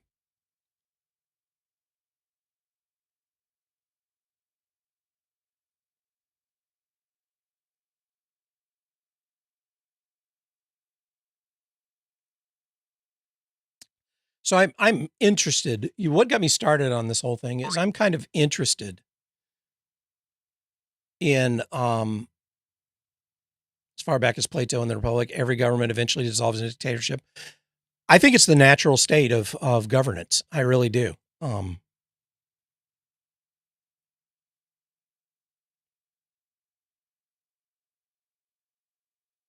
I don't think that's a good thing. I just think it's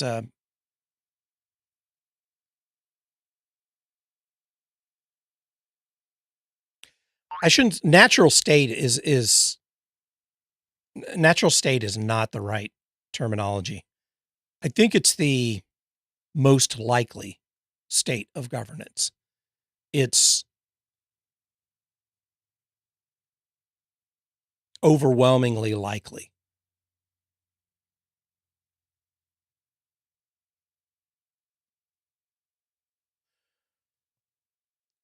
I think democracy is too much work in many ways. I'm of two opinions on democracy. On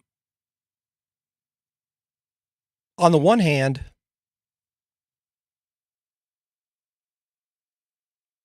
well, it's not even two opinions. I have complex opinions about democracy. I don't have a yes, no opinion about democracy.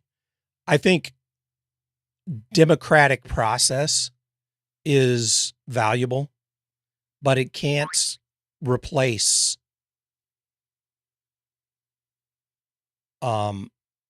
it shouldn't. It a purely democratic process cannot survive itself.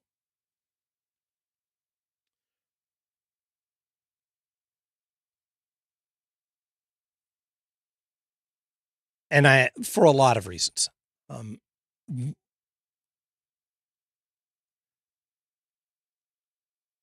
Popular vote is too easily influenced.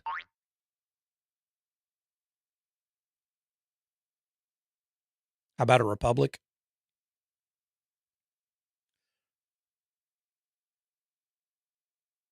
Like a democratic republic? I think the voice of the people should be part of the mix. I also think that you have to, that every decision can't be voted on. It's impractical and it's self-defeating because people, what's the meme on there of the guy talking about democracy, about by the people, for the people, of the people, but the people are retarded. That's basically how I feel. The people are retarded.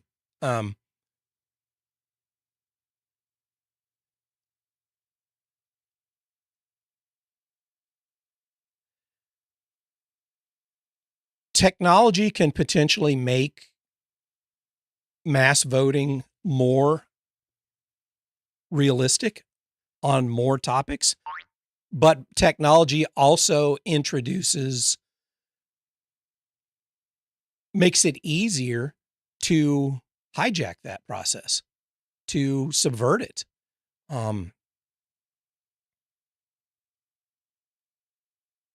To falsify it.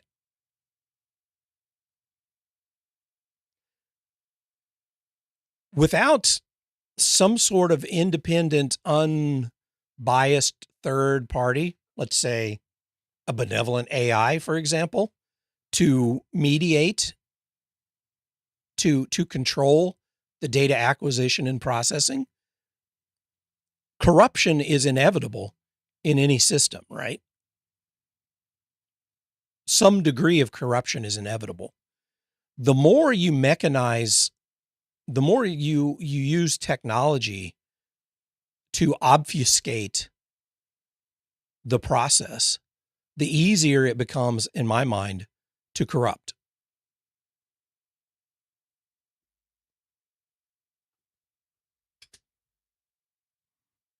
I'm not saying that I don't mean to imply that I believe that modern elections in the United States are being hijacked and that the returns are false. That's not what I'm saying. I'm saying there is some degree of corruption that's going on. It's inevitable. Now, it may be very small scale. It may be a handful of local authorities with some hijinks. It may be a mistake in code that causes a certain bit flip that changes the results in a certain area. Who knows? I don't know. I don't have insider knowledge. I do know that the more you hide the processing and the more that you take humans out of it, the simpler it becomes for a small number of people to have a large influence over the reliability of that process. Because the knock against conspiracies is it's always, the more people are involved, the less likely it is to succeed because you'll be exposed. People can't keep secrets. Somebody's going to talk. And I think that there's truth in that. I think the more humans that are involved, yes, you're going to have fuck ups. Yes, you're going to have small scale interference, small scale corruption. But the more humans that are involved, the less likely it is for that to become large scale, hidden corruption. Whereas the more you obfuscate that with technology, the easier it becomes for a smaller group of people to have an outsized influence over the processing of the information.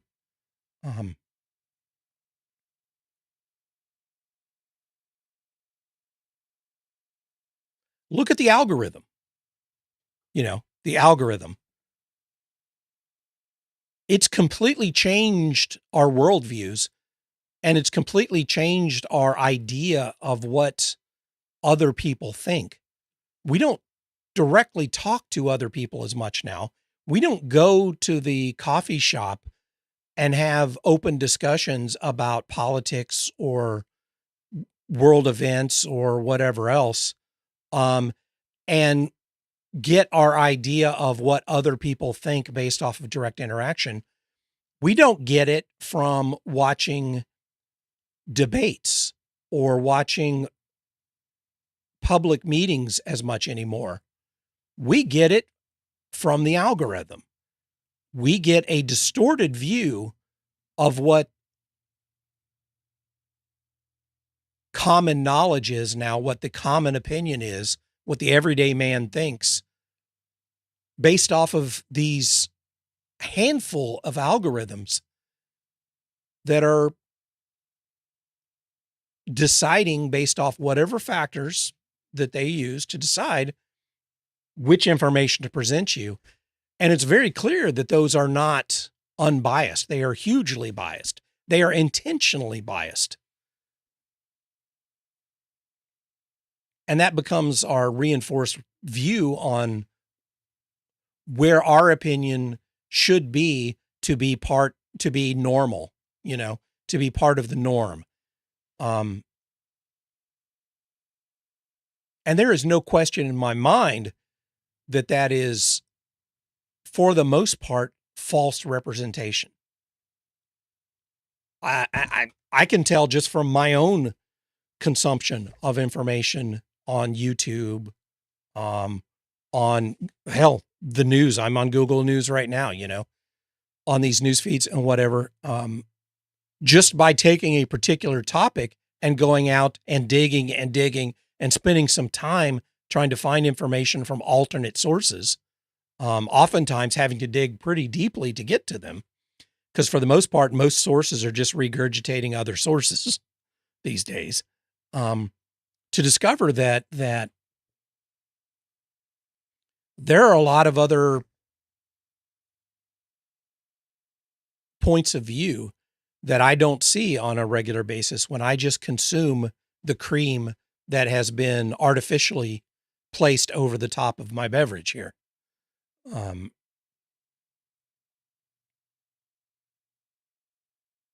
So absolutely,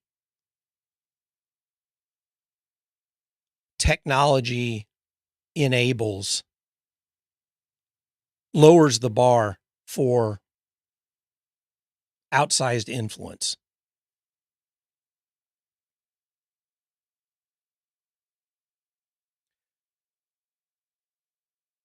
And most people outside of the technical enterprises that are responsible for the actual physical implementation of these things have less and less understanding, have less and less ability to oversee that. How many of our elected officials have any fucking idea how technology works, how VPNs work, how routers work, how YouTube, the YouTube algorithm works. Look at their positions on LLMs, so-called AI. They don't have the first fucking idea of how those things work. Fuck, most of the people who are the loudest voices on AI don't know how LLMs work. I don't know how LLMs work well enough to make absolute statements about how they work. I know enough to know that most of what I'm hearing from the so-called AI pundits is absolute bullshit. It's based off of, it's more smile on a dog stuff. It's based off of what they think they're experiencing from using it. Anyway, boy, that's a soapbox that I feel pretty strongly on, that I would stand up on and talk for a long period of time.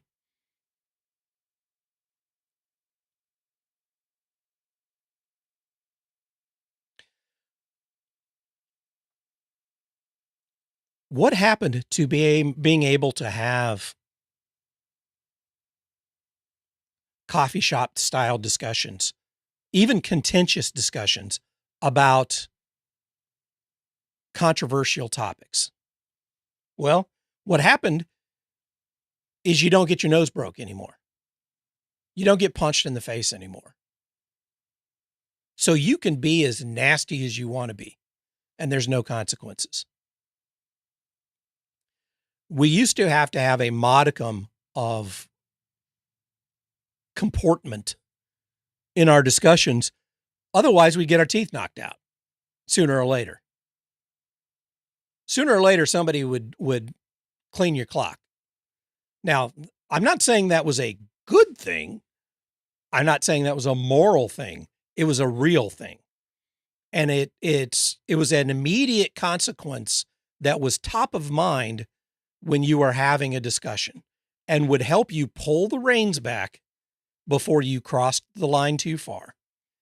And by pulling the reins back, it gave you an opportunity to think a little bit more and maybe empathize just a little bit more with the other person before you escalated. That's pretty much gone now. Those types of discussions are pretty much gone now.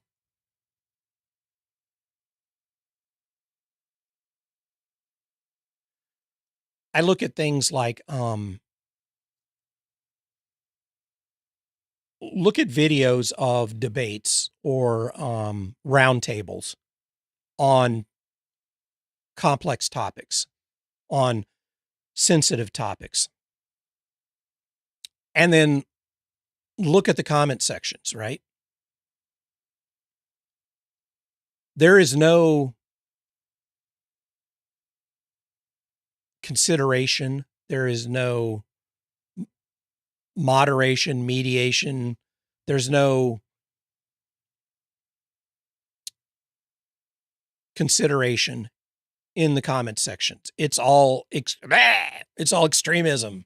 It's all whoever gets the most extreme comments, gets the most updates or whatever. It very much gets filtered. So it incentivizes it, even if people try to have reasoned discussions, that gets squashed out. Now, then look at how that algorithmically that gets processed, right?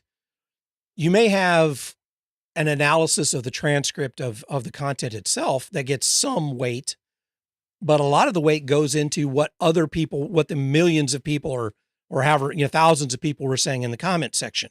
That gets processed and gets a lot of weight towards deriving what common opinion is on this topic.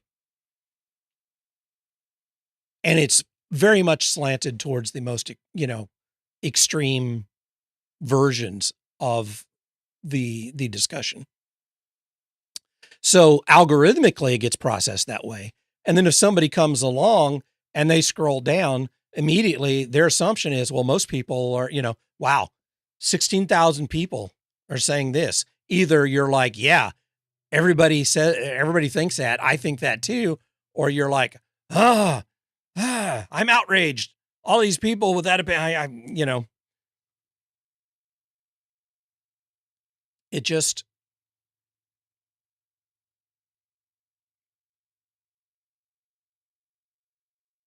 it's like a self-fulfilling, like a self-driving.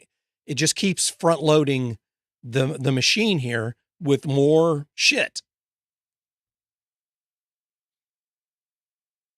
How do we change that? I don't know. I mean, I'm open. I'm very much asking the question, not providing the answer on this stuff.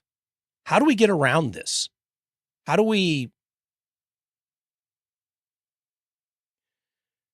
I mean, we live in a time when expertise, topical expertise is ridiculed to the point of being run out of town on a rail online, it's all populism.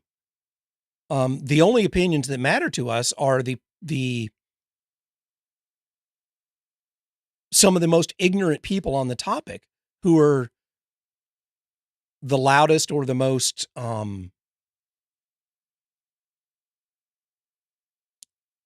don't want to say influential. What's the word I'm looking for?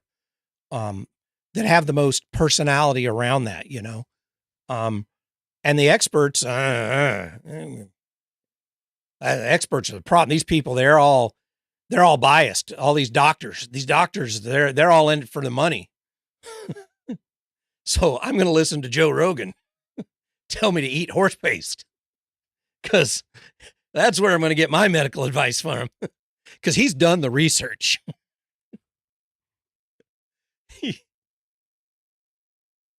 He's done the research. Oh God. What has happened to us?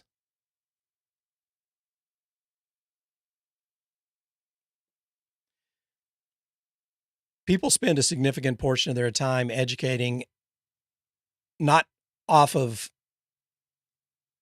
online discussion and videos, but off of peer-reviewed,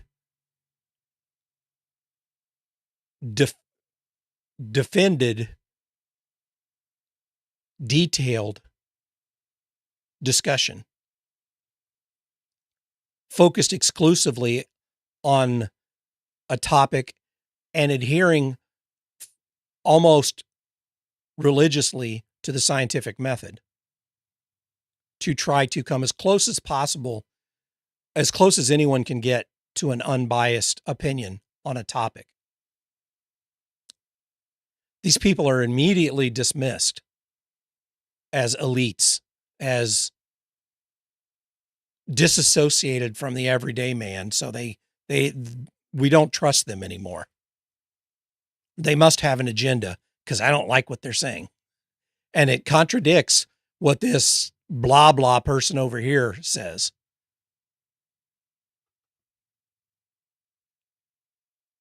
Really? We're getting our health care from podcasters? Our healthcare advice from podcasters? That is the primary source of our healthcare advice that we believe. Jesus Christ, what happened to us? How is this different than believing evil spirits and toads are responsible for most illnesses? Because some quasi-religious figure said so. You know, it must be witchcraft. Your diarrhea is due to witchcraft. That wart? Yep.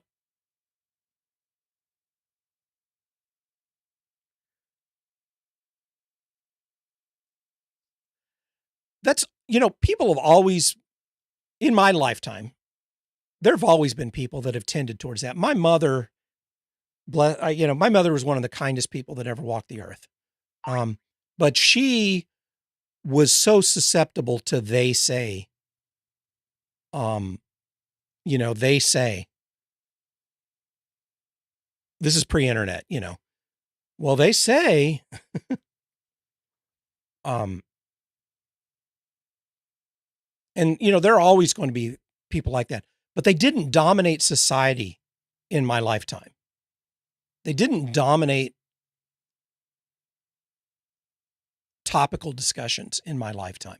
Maybe going back 200 years, that was the way it was. I don't know. I don't think so. You'd probably have to go back further than that. But over hundreds of years, we started we gradually put more and more trust into behind the opinions of people who dedicated their lives to researching to studying certain things. To the point where in my childhood, in the 60s, the space race especially, I think we start, the 60s into the early 70s, I feel like scientists reached their peak in terms of overall trust, in large part because of what they accomplished. They did things that seemed impossible.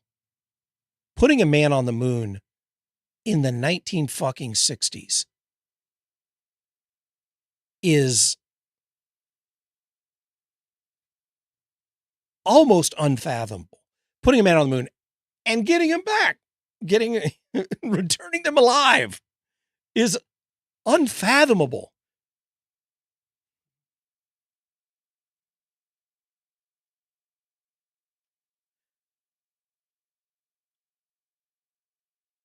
The diseases that we eliminated for the most part, or that we developed treatments for, due to rigorous application of scientific method and peer review for the most part.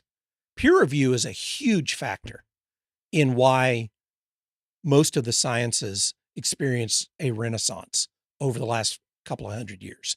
Peer review is a huge part of it. And I don't mean just a bunch of people, the leaders in a room offering their opinions or voting on what they decide, or what. I mean the rigorous process of how you have to publish your findings, the meticulousness. Is that a word? Meticulousness? I think it is.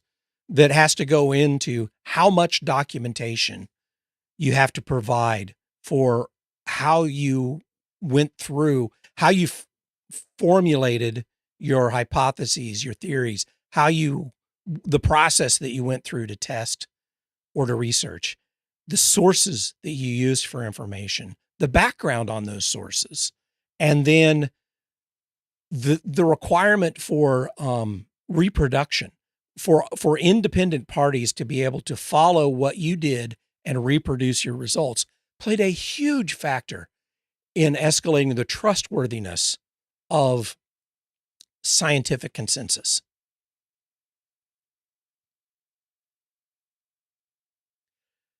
And in the last 20 years, 25 years,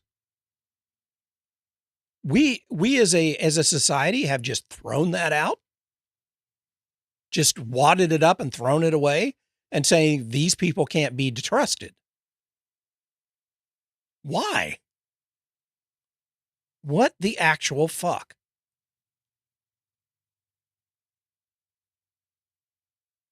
Why would you trust a podcaster or a politician to offer an opinion on something so far outside of their realm of expertise?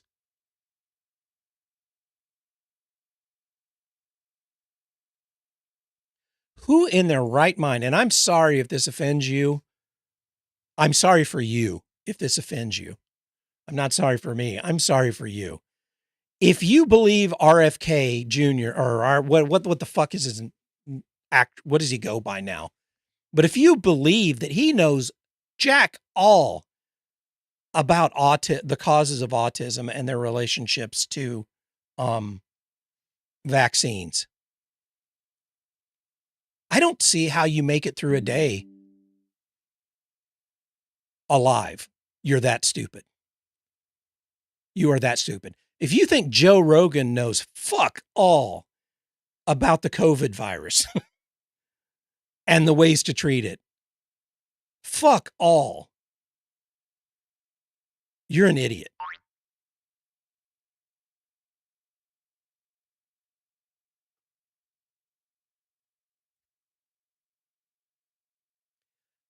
Confidence in science has never peaked much over 50%.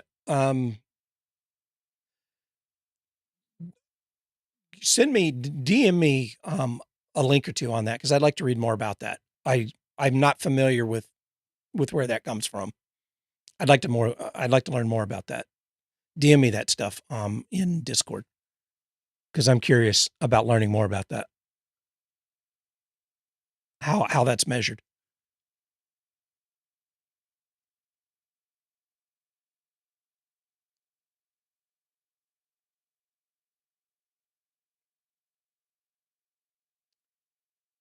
Um,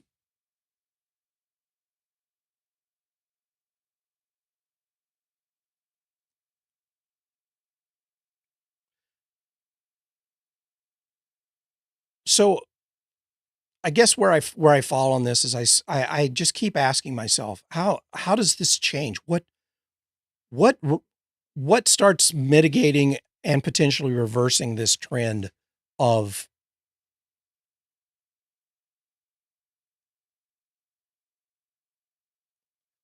willful stupidity? And it's not ignorance, it's stupidity.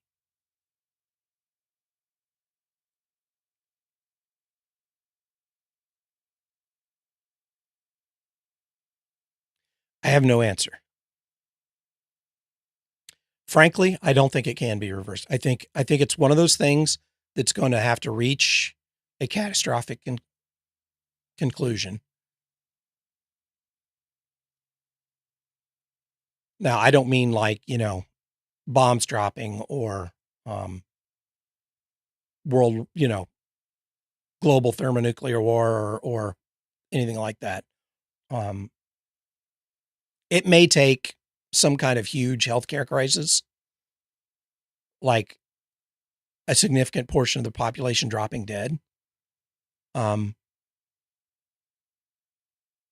and when the faith healers like Joe Rogan can't save anyone to where we start actually looking back at that stuff. Um,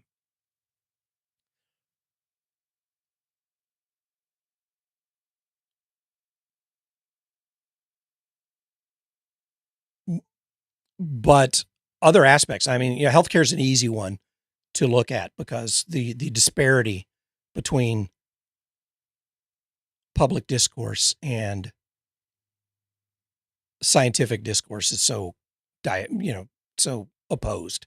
It's much harder to talk about something like politics in that realm because it's very hard to discuss political issues and identify expertise in political arenas versus popular opinions. I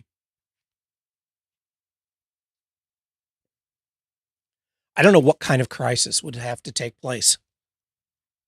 I mean, are people going to have to start starving in the streets? Are industries going to have to start collapsing? I don't know. Why are we so afraid of AI taking our jobs versus not being able to, continuing to have a job, but not being able to afford food anymore or healthcare, or the basics of life? Certainly not being able to have any kind of cushion for retirement.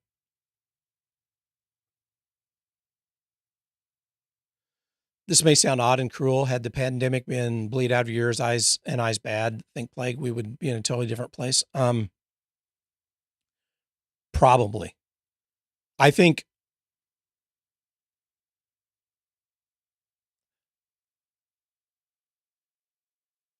probably. I tend to agree with that.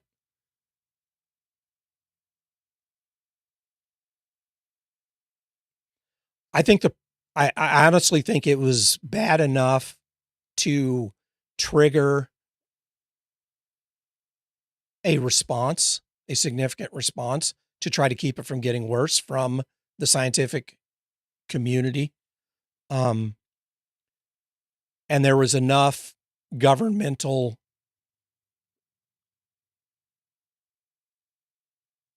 panic in place to go along with that got response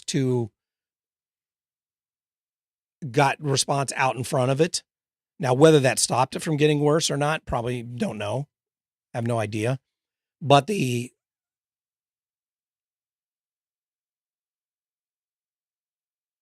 people dying in the streets level never happened. So it just added fuel to the you can't trust these experts bandwagon.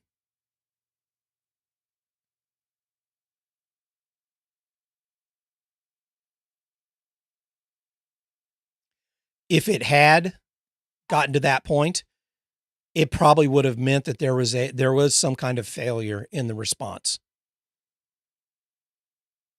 which is a problem in its own. So that's what's mitigating my total agreement with that is if it had gotten to the point, if it was that serious, then that means the response failed to some degree. Now, if it was so bad that there was no response, that there was no way to vaccinate or treat, then that kind of eliminates that whole thing from the equation, that it doesn't really matter whether people trust or don't trust because we're fucked, right? We're fucked. The great influenza outbreak where the neighbors went out and found entire households dead, entire small towns dead, greatly influenced the belief in science, government helping. So there reaches you know what? I'm going to pee real quick and then I'll come back and offer my perspective on that. I'll be right back. I've gone a long time without peeing here and I'm about to go in my seat. To a child who doesn't read, the world is a closed book. That's why more than 200 RIF programs help these kids get books for keeps to make them want to read. RIF Incorporated, Box 23444, Washington, D.C.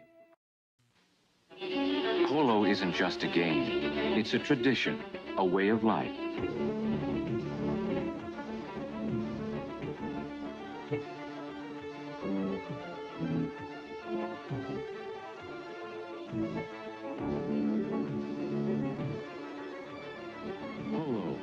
Ralph Lauren. The rugged sportsman carry-all, binoculars, and woven blanket. Only $30 with any $17 purchase. Available at Rich's. Honeycomb, honeycomb, yippee-yi-yi, have a honeycomb breakfast, and you have a great day, great honeycomb day. New Post honeycomb now is bite-sized Post honeycomb. For a crisper, crunchier treat at home, new bite-sized, rat-sized honeycomb. Honeycomb, honeycomb, yippee-yi-yi, have a honeycomb breakfast, and you have a great day, great honeycomb day.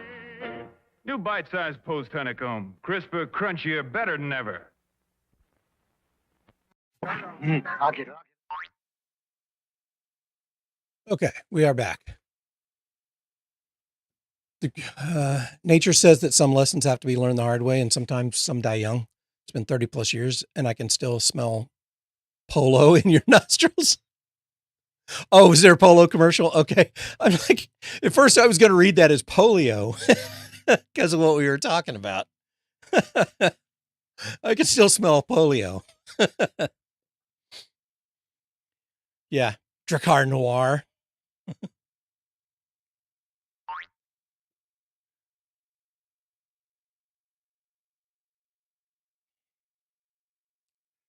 There has, I shouldn't say that. I don't have a logical reason for this opinion, but there has to be some way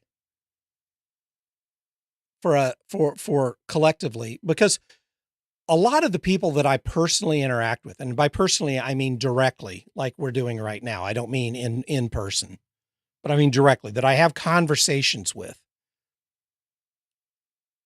A large percentage of them are very open to considering other opinions and other evidence, alternate positions.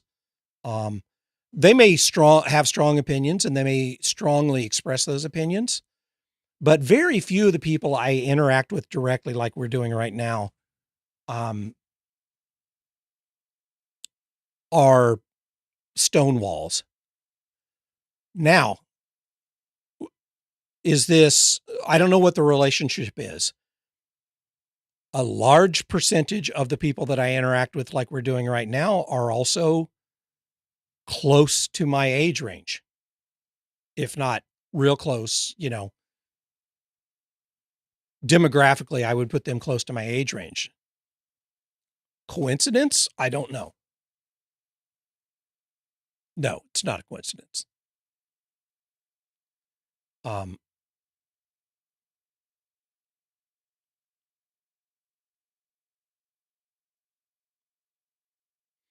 This is one of the big hurdles I see to trying to break this cycle of the lemmings following the herd and being oblivious to, just being laser focused on some truth and fingers in ears, not listening, is that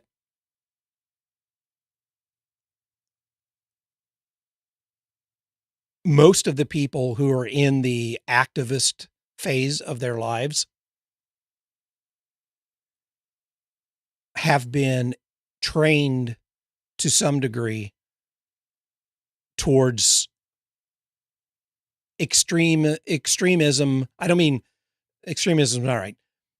Polarization approaches to every topic, to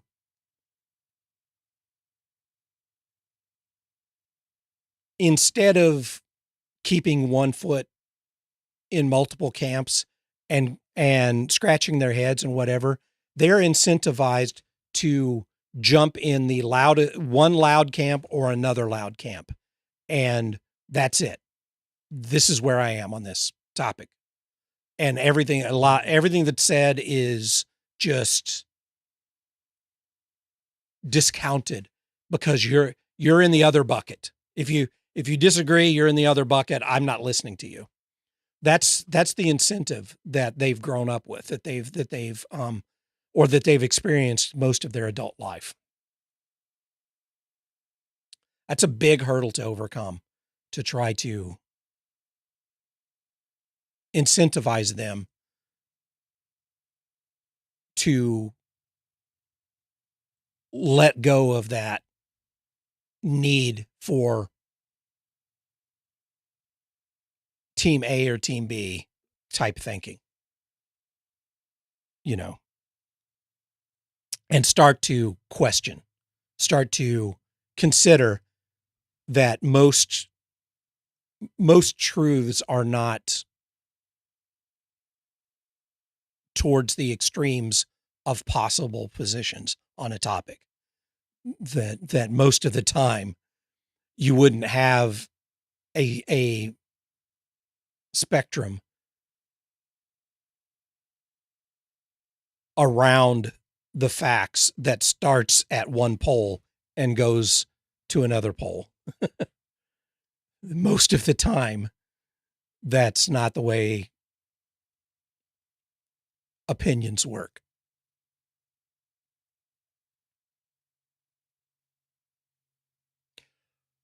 You know, where's the biochemical incentive for them to consider boring old middle ground?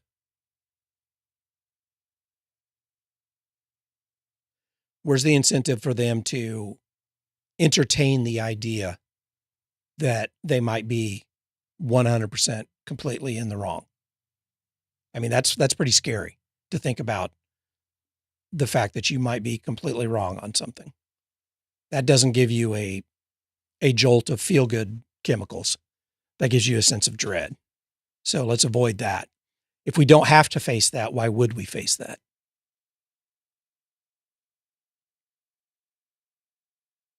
That's why I think it's going to take real challenges, like real existential challenges, to start to bring people back away from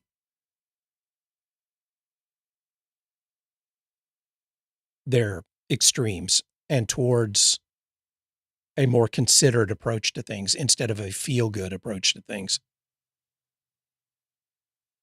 And I don't think we're that far off. I honestly don't. I mean, honestly, I feel like as a society in the United States, both economically, quality of life, culturally, we're kind of circling the drain.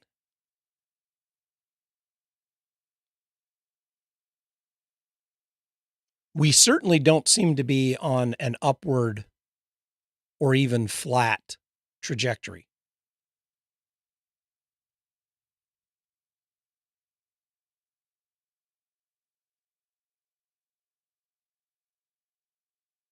And yes, I blame MTV.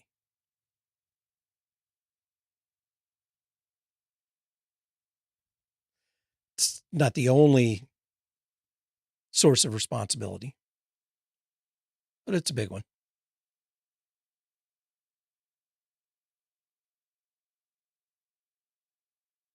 I mean, it's low-hanging fruit to blame the Reagan administration, right? That's too easy.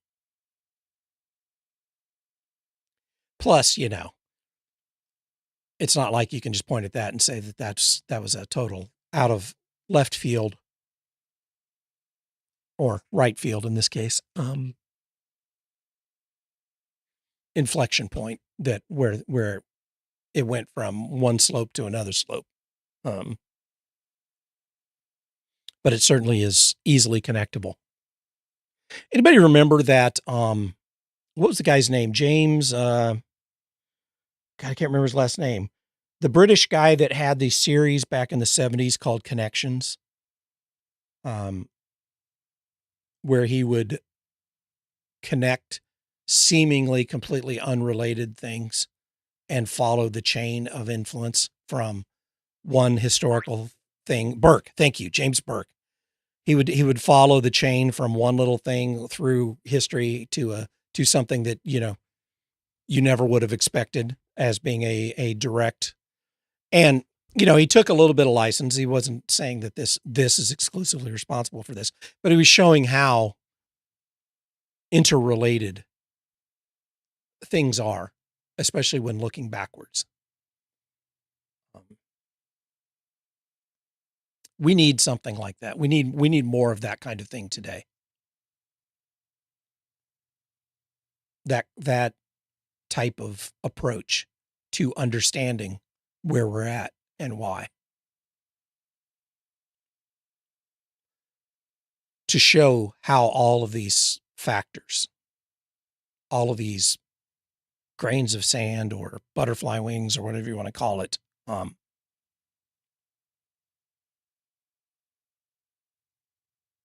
influence some of the big things that we're dealing with today, either problematic or good things, you know. I think things like that help train people in a style of thought. High interest rates in the 70s, a partially manipulated thing, opened the door for change. Carter tried to do the right things. Reagan used it to push the pendulum on. Well, the big issue I have with I think the single biggest thing I would point the finger at the Reagan administration is deregulation. That probably had the most influence over my lifetime, over the changes in my lifetime, was deregulation. Was opening the door back open for monopolies and consolidation.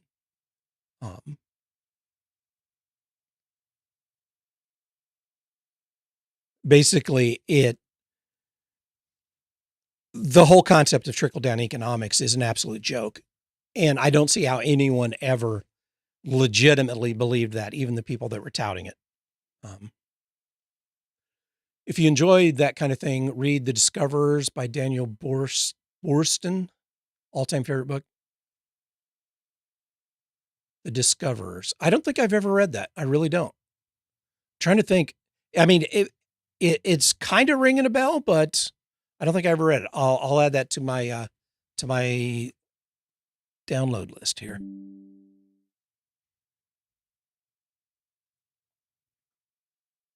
Yeah, I do like that kind of thing. Have you ever listened to why am I drawing a blank here? God damn it. Why does my brain do this? Sometimes it's so hard to bring up names. And I don't know why. Malcolm Gladwell. Why couldn't I think of that? Malcolm Gladwell. Do you ever listen to his podcast? He does something a little bit similar in that he likes to have his hour-long podcast be a connection of things that don't on the surface seem to be connected. And he takes a little bit of license.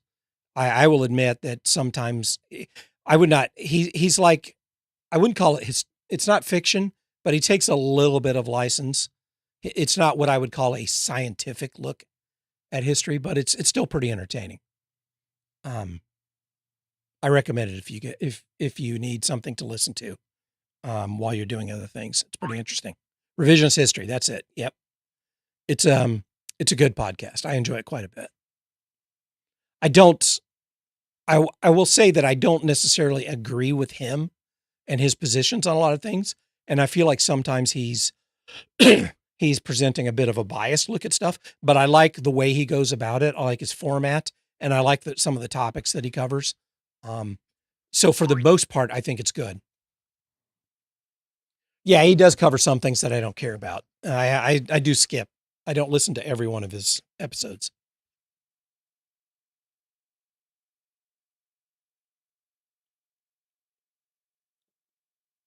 I don't know why that kind of thing tickles my fancy. That connecting the dots kind of thing. It's got a little bit of the whodunit kind of thing, I guess.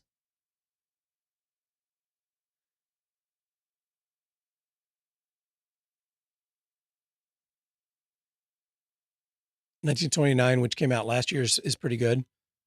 Amazing Pre-Crash World and how much we are seeing the same now.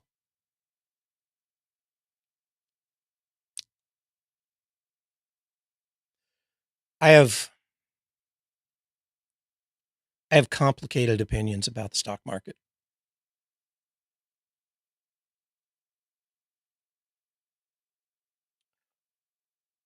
Believe it or not, I know this is going to be hard for you guys to accept.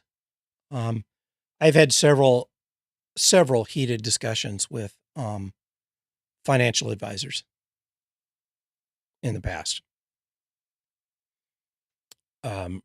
My ex was very big on allowing financial advisors to make our decisions on our retirement stuff, on our investment stuff. I had some pretty heated discussions with the financial advisor she selected.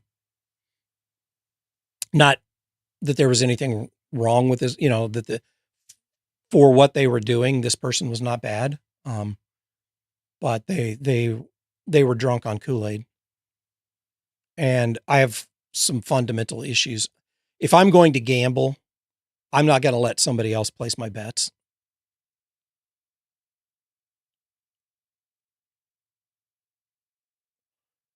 There's nothing that makes me angrier than outsourcing risk and finding out later that the person was no better than I was at assessing those risks.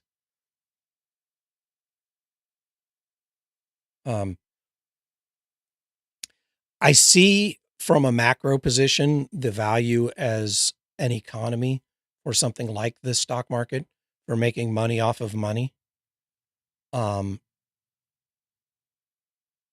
see that the value, especially the competitive value on a world scale, but it's Las Vegas, you're basically, it's bookies.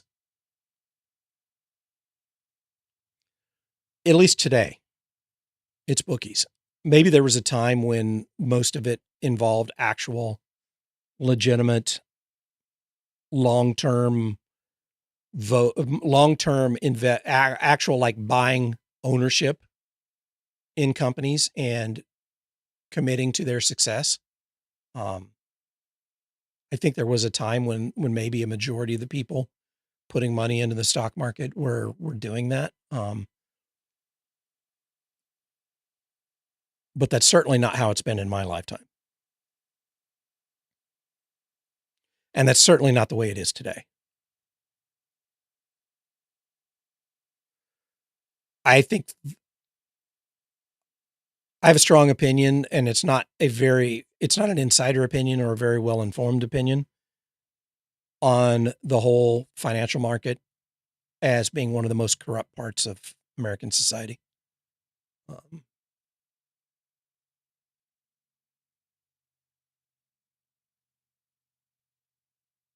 And it's a shame that everyone is incentivized so strongly to put their eggs in that basket for retirement.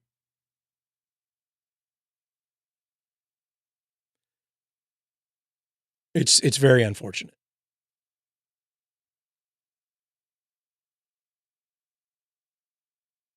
And without those people, the whole thing collapses, right? I mean, without the easy money, the whole thing collapses.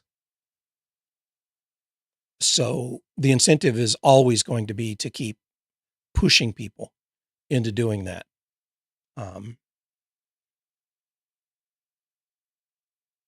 I certainly would tell any young person today who's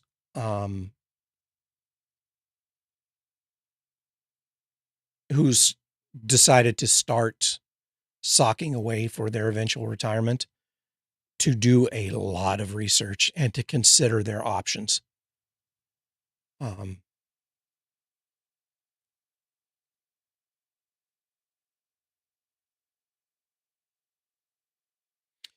I've had good luck with my financial advisor, but he does admit that I'm unusual in how much I pay attention to what my portfolio is doing.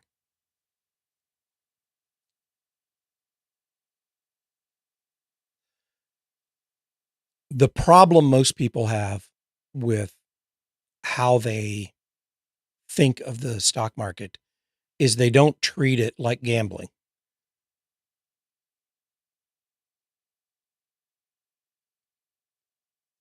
They don't internalize the idea that you're placing bets and that the house always wins.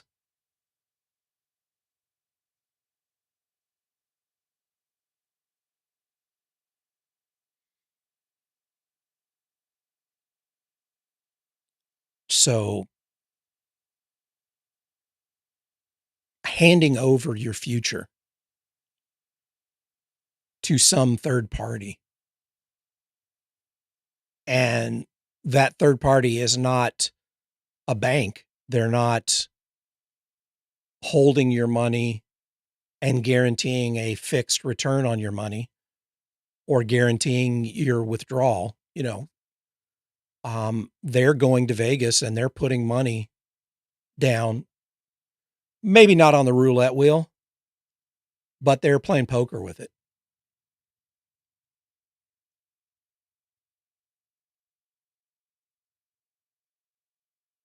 And they're playing poker with your money, not their money.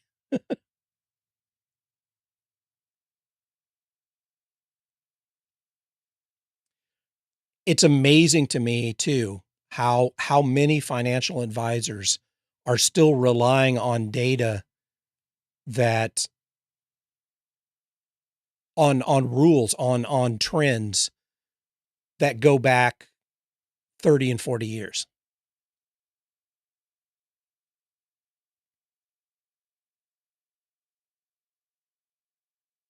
As, evidence why this approach is the right approach. Because if you look at we've had, I'm sorry, but we live in a completely different time when it comes to financial markets than, let's say, the 1980s or the 70s. We live in a completely different time in terms of the way most corporations are run. And by completely different, I mean from a philosophical standpoint. We live in a time when almost all decisions now are based off of short-term returns, not long-term. When I was young, we still lived in a time when the majority of companies, the IBMs, the large companies, were based around a lifetime. They're based around winning over a long period of time. Yes, they want to maximize returns, but they're not going to risk the future for the now. Their decisions are going to be based off of how do we last for hundreds of years? How do we dominate this market for generations?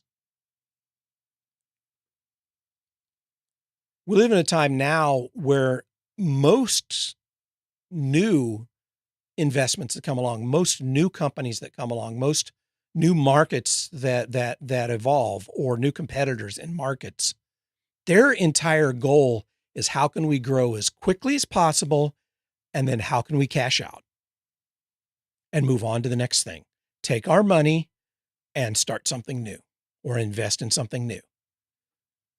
You're not buying a stock certificate of ownership and saying, I'm backing this company for the long haul now. You're basically, it's down to, it's not even day trading anymore. It's minute by minute trading now. And companies are making management decisions based off how do we maximize ROI over, hell, if they're trying to maximize ROI for 5 years, that's a long time now.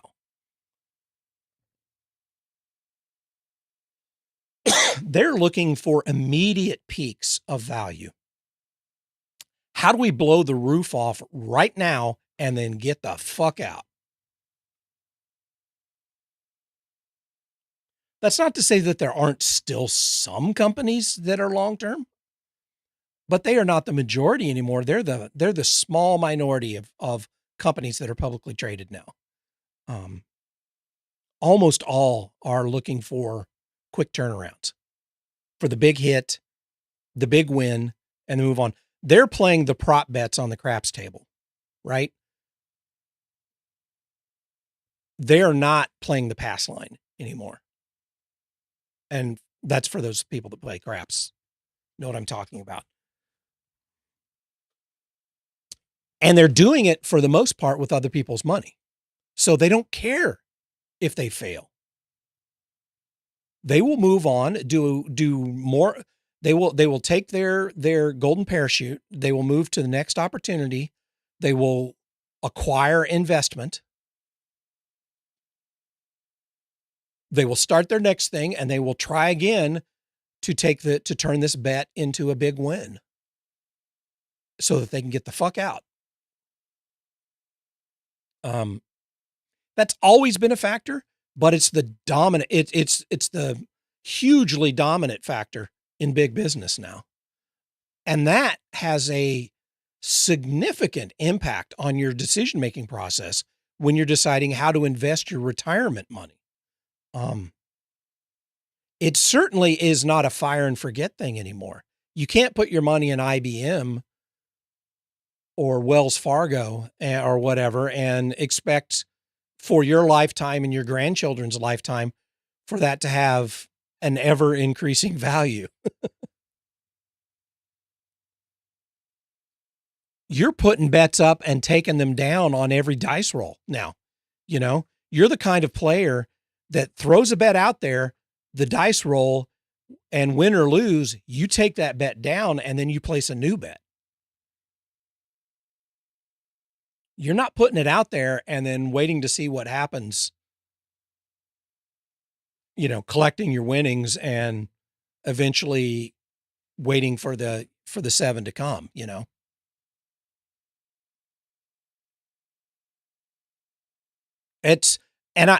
I'm not necessarily saying that's a bad thing for investors. It's a completely different world than it used to be, in terms of long-term investment, in terms of retirement type investment. I'm not talking about people that play the stock market, you know, fine, knock yourself out, do whatever. I don't personally want to learn enough to be able to be good at that, if you can be good at it. But it certainly makes it paints long-term investors in a completely different role in terms of what role their money plays in the stock market now, and how much risk your 401k is at. You know, I remember in the late 80s and the early 90s, well, let's say mid to late 80s, right? I mean, obviously 89, by 89, things were a little different, but it felt like free money for a while there. Like you would have to be an idiot to keep any liquid assets you have off of the stock market. And it was a cycle, you know, there was crash, right? But then it went right back to the moon, right? Same kind of thing in the 2000s, right? Bubble, crash, and then right back to it, to the moon. But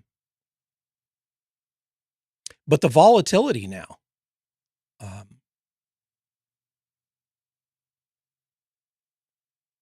is huge. The overall volatility, the volatility of when you look at all possible points of investment. You can still look at trends and talk about trends across the thing, but you can't invest in the entire stock market, right? You can't invest your 401k in every stock that's traded. You can look at things like, you know, the S&P 500. And honestly, if you invested in the S&P 500, you've probably got a pretty decent return over time. It's not the best and whatever. But how many financial advisors are going to come to you and say, play the S&P? Not a lot, because most of them don't make much commission off that.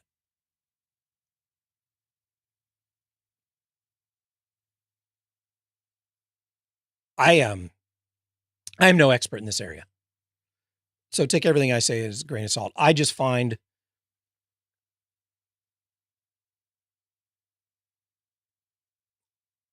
I would honestly rather play poker than play the stock market. I feel like my odds of success are greater. Well, I know my odds of success are greater. I did better playing poker.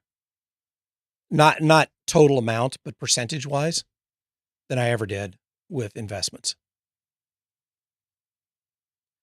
During the poker boom, after Moneymaker won the WSOP and online poker started up, I made more playing poker online than I made in my senior development position for a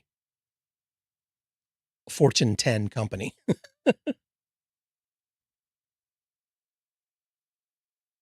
Now, admittedly, it got harder because once all the rubes busted out and once the government started cracking down on online poker, but I made a fuck ton of money playing poker, and I still have only had,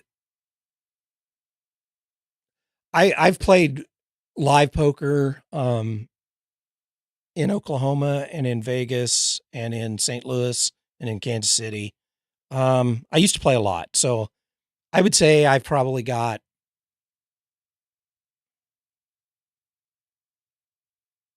I'm going to say 250 plus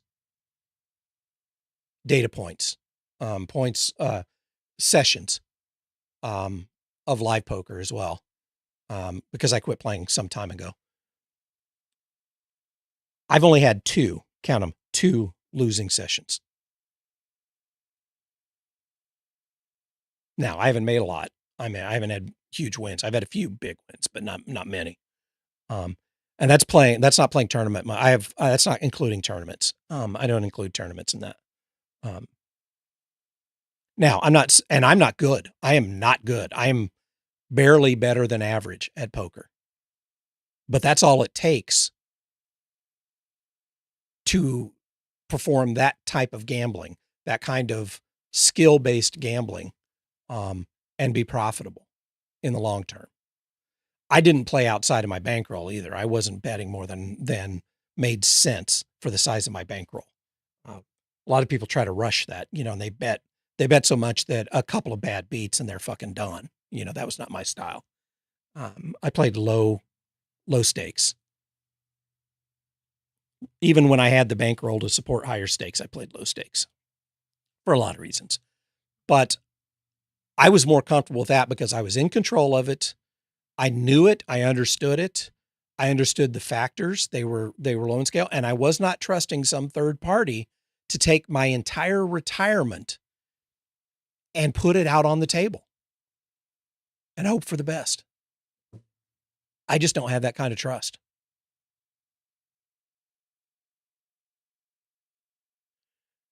And the joke on me is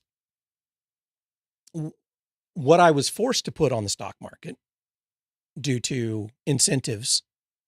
If you get matching and stuff like that, you're forced to put a certain amount, or you're leaving money you're leaving compensation, job compensation out there. Plus my ex, she insisted, she was adamant that we contribute X amount, whatever. Well, when divorce time came, that all got liquidated, and it got liquidated at one of the worst possible times for, at a period where I was down significantly. So in the end, I lost money on my 401k, a significant amount of money on my 401k, which contributes to my bitterness over the whole topic. But anyway, man, I got pretty far afield there today.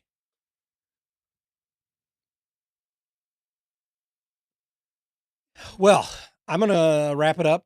I'm starting to lose my voice, so I can't keep jibba jabbing. But I enjoyed it. I especially enjoyed everybody chiming in with opinions on a lot of this stuff. I tend to circle about a bit, and it's nice to be able to talk with people who have some information, some experience, and some opinions on a wide variety of topics. I always welcome that. And I'm very open. If anybody has ideas of things they want to talk about in the future, hit me up on Discord. I'm always looking for ideas. But I'm going to wrap things up there. Thanks again, Mitch, for the resub on Twitch Prime. Very much appreciated. And I'll give you guys some nozzle and see you tomorrow.